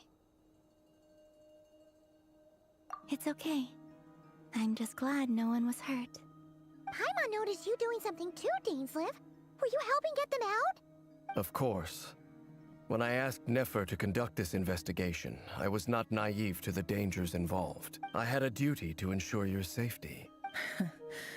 Good to know your sense of justice is still intact after all these years. I take that to mean that you saw the truth. That comes as a great relief. I certainly did. And thanks to your help, I also managed to trap Khaenri'ah inside the chess set. Whoa, really? How'd you manage that? Well, to be honest, I sensed that something was wrong long before we made it to the temple. By using this fragment to probe into Khaenri'ah's past, well, the monster formerly known as Khaenri'ah, it seems I alerted him. I was tracking him, then he caught on and started tracking me too. Can't say I'm surprised. But how did he track you through your thoughts alone? That shouldn't be possible. Khaenri'ah was a secret agent who reported directly to the Vinster King. He is an expert at finding a trail and hunting down his pursuers. No wonder. He infiltrated the chess set, read my thoughts, and built a new virtual chess set inside of it. That's why we weren't able to leave at first. Speaking of your chess set, it's quite a remarkable item. Would I be right in thinking you have some connection to King Deshret? You overestimate me. I only have a connection with one of his underlings, the Ibis King. You all saw how this came to be. A long time ago, the Iab massacred my tribe, the Shimti, in our home village. A few years later, I enrolled in the academia, where some new information came to light. The Unut and the Iab fought a bitter battle over the rights to a well, all for the sake of a non-existent 50 million Mora. The Iab ultimately won that confrontation, but their victory came at the cost of almost every warrior in the tribe. The final blow to the Iab came at the victory feast, when an Unut assassin beheaded their chief right before my eyes.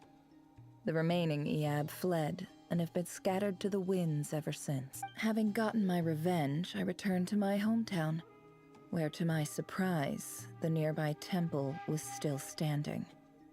There it was, seemingly immune to the relentless hostility of the desert, while my tribal home lay in ruins. As I stood there gazing at the temple, I noticed a cat just outside. This cat, as it turned out, was home to the spirit of the Ibis King. He led me to a gate deep inside the temple, and there he made a deal with me. This chess set is my gift from the Ibis King. The chessboard within is made to the same specifications as the one in the mausoleum of King Deshret, and represents his power of piercing analysis. With this chessboard in its container, I gained a certain ability to perceive hidden secrets. Now, You could conclude that the Ibis King simply wanted to give the people of this world the power to seek the truth.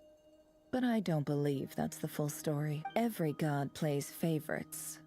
Their hearts are as fickle as any human's, full of secrets, perversions, egotistical tendencies. But precious few gods are willing to admit this. It is the same with all powerful forces, including fate itself. Their gaze falls preferentially upon a select few. As you rightly point out, this is an act of favoritism. If you're alluding to the Abyss, then yes, I agree. Gather the others. It's time to share everything I've learned.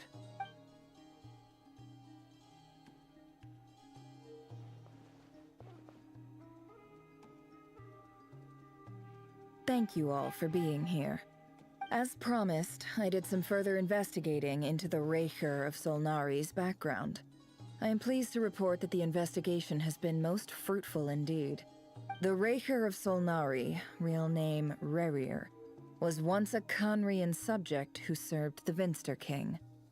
I will now share the important details of his story. Please save any questions or comments for the end.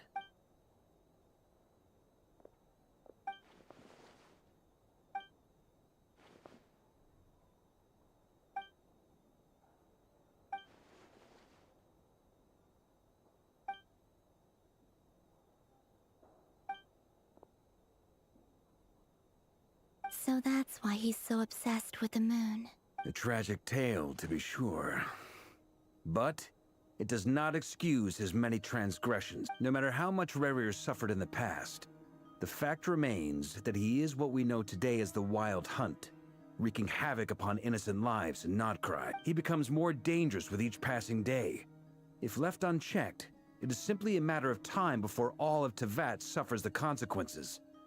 This is a threat that the Knights of Favonius cannot ignore. A question for Miss Columbina. Forgive me if this is presumptuous, but have you ever seen the spatial gateway that appeared in Rerir's memory? Never. But I have heard stories of something called the Moon Gate, and this seems to fit the description. Miss Lauma, any thoughts on this? In the lore of the Frost Moon Scions, the moon is believed to hold many secrets.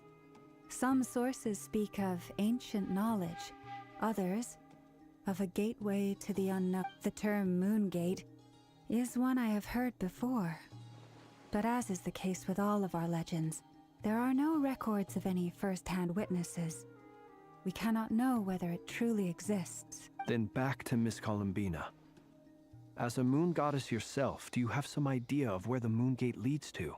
Not at this stage, sorry.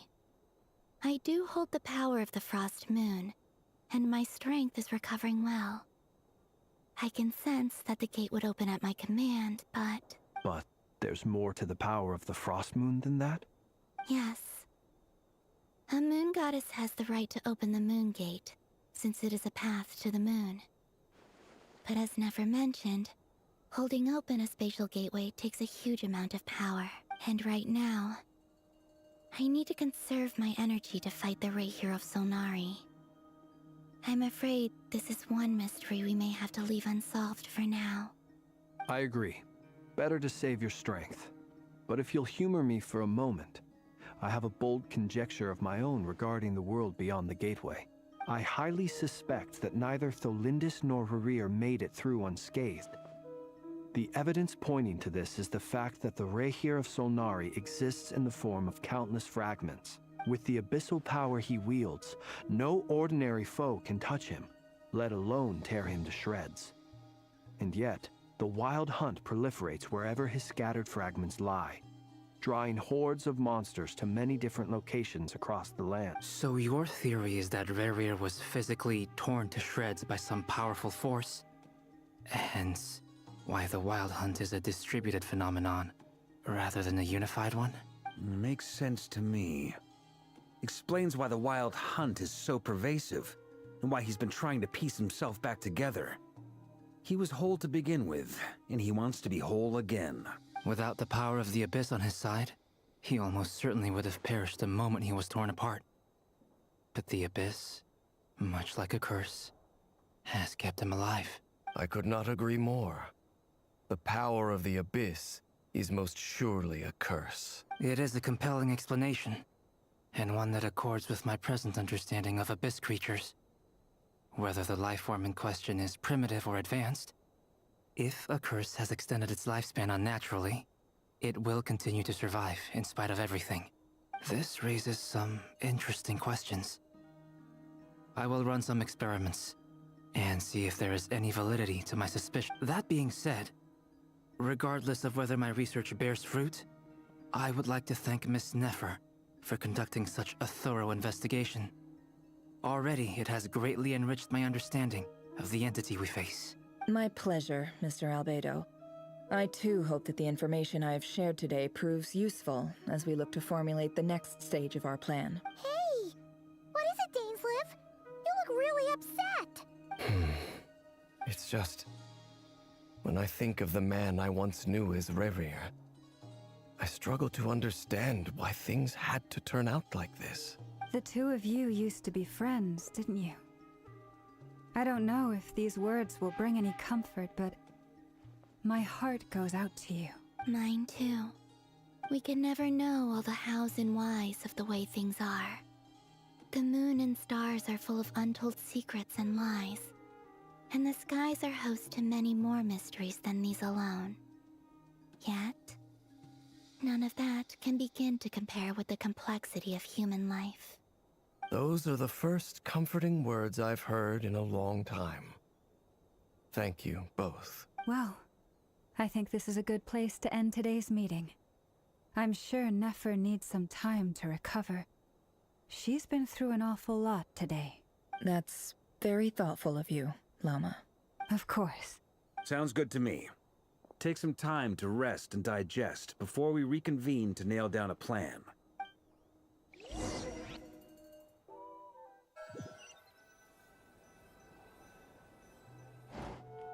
Hey, is this a bad time? Hope I didn't kill the conversation. Nice room. Oh, I'm not coming in, though. Why not? It's just a hotel room. If it's all the same, I'll just stay out here. I might not look the part, but I'm technically a knight.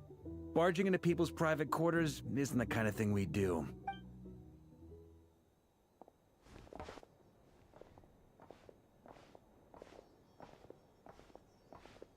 Anyway, Nefer went back to the curatorium to get some rest. But before she left, she shared some things with me that I thought you should be aware of. Firstly, although she managed to trap the Raker of Solnari inside her chest set, there's no guarantee that the power of the Ibis King is any match for one of the 5 sinners.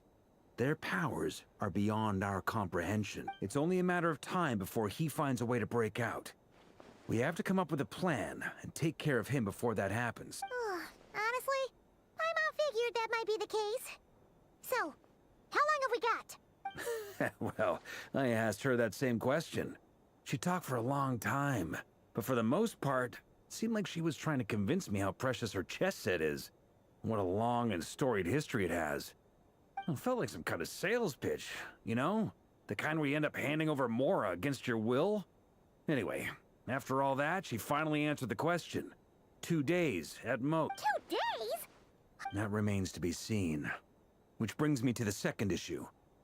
Dainsleif is obviously conflicted about this whole thing. But given how little time we have, there's no way we can pull this off without his help. You have some history with him, right? Do you think... Great. I appreciate it. Alright, on to item 3. So, Albedo, Durin, and I put our heads together and came up with a plan. Can't promise it's gonna work yet, but at least it's a start. We figured we'd bounce the idea off you first. We'll explore it further once everyone's recovered.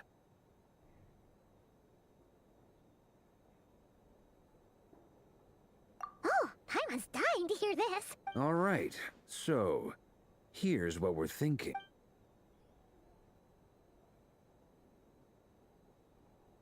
We felt a little uneasy about roping you into this. I mean, firstly, you're not locals, and secondly, none of us are your boss. You're well within your rights to refuse if you so choose. Roping us in? Why would you even say that? We know the stakes here. If It's all of us against the Reher of Solnari, or none of us stand a chance. I choose my words very intentionally, I'll have you know. I like to think there's an art to striking a down-to-earth tone even when the stakes are through the roof. Sir Varka, I have a few thoughts about this plan. I'm all ears.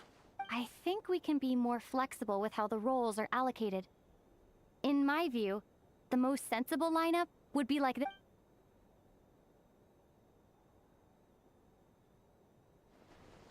I see your point, yeah. But if that's how we're going to approach this, you'd better make sure you're ready. To be clear, I don't doubt your abilities. Far from it. I just want to make sure. Are you really willing to take all this on? I want to do everything within my power. The Reher of Solnari is a truly fearsome opponent, and if I do my part, it'll greatly reduce the risk for everyone else involved. Well, that tracks with what I've heard. Jean's mentioned in her letters that you're so diligent, it's... as in, most people weigh up the risks and rewards in situations like this. But you seem to just march towards danger without a moment's hesitation. Of course, everyone appreciates a fearless pioneer. But all that aside, I'm the Grand Master of the Knights of Favonius, and you're our honorary knight.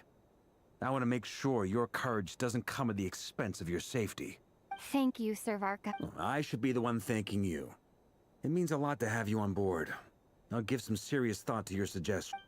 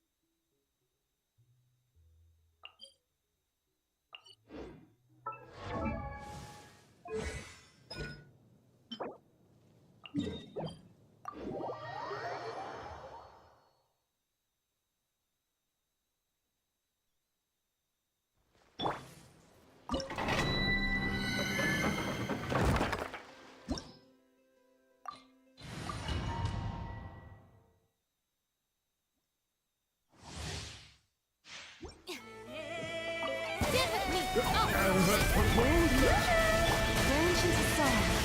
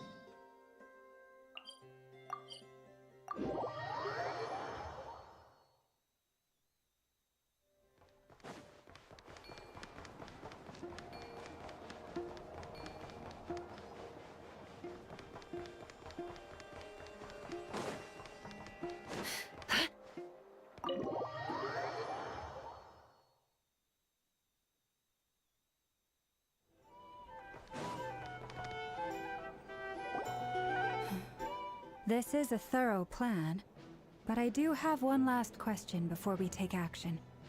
How can we be sure that our enemy won't leave the designated area? Great question.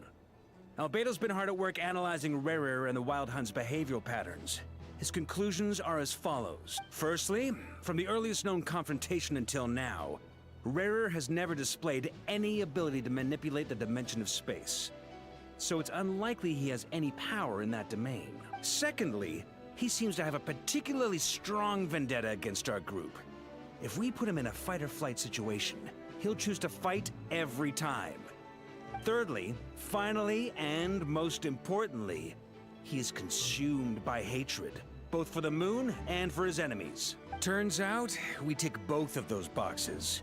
We have a reincarnated moon in our ranks, and a spy who accessed his private memories without permission.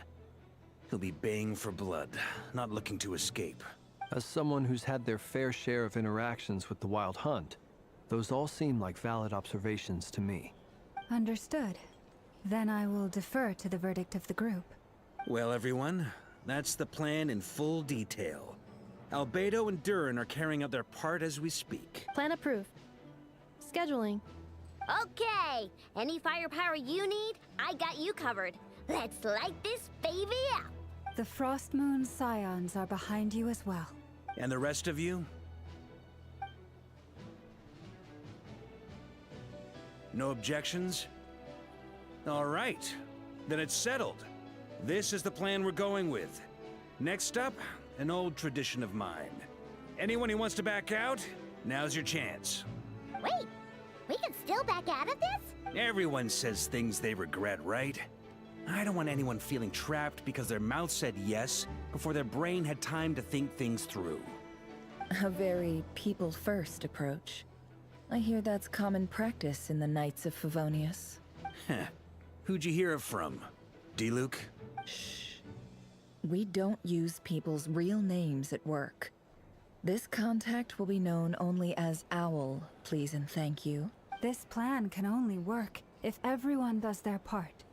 Flint's and I will absolutely support it. We shall indeed. You'll be glad you accepted our help. Also, you are the last person I expected to see here, Miss Dory. It's not often I get called Dory in a work context. My peers usually call me Lord Sangamabe. So, the longer your name, the higher your net worth. Is that the idea here? In that case, Mr. Flint's here must be worth a fortune. That's right, I know your full name. It's... The walls are thin here. I'd appreciate you keeping that a secret. Okay, fine. I'm actually only here as a favor for someone else. Do you have any idea how much it would cost to hire me otherwise? Oh, does this mean someone out there actually has the power to boss Dory around? It most certainly does not. We have a long-standing and mutually beneficial business partnership. She's actually the mom of a friend of yours. Said mom supplied me with a great little trinket, but now that lady's ruined everything. If I don't start building a little goodwill now, my whole business in Nod-Krai is gonna go down the drain! Okay. So what exactly is so special about this pendant? It's a lucky charm that a great mage made for me. We have a business relationship, and she was worried that something bad might happen to me. So, she wanted me to have something that can store power to protect myself with. I finally got it all fully charged up with Kuvaki, and then Nefer went and used it all up at once! Never lost so big in my life! You're right. It was all my fault. I didn't mean to drain all the Kuvaki in the pendant, but I'll make it up to you. You will? Well, in that case, how about you give me your chess set? And we call it even. I knew you'd say that. Well, it's yours if you want it. In fact, take it now, and I'll even throw in a free Raker of Solnari. Deal? You're putting me in a difficult position here. It's a very useful thing to have around. But I have a funny feeling it won't be around much longer. I guess we'll see in a couple of days. Looks like bankruptcy for me. Hey, don't be so pessimistic. See this through and you never know. You might find a new business opportunity on the other side.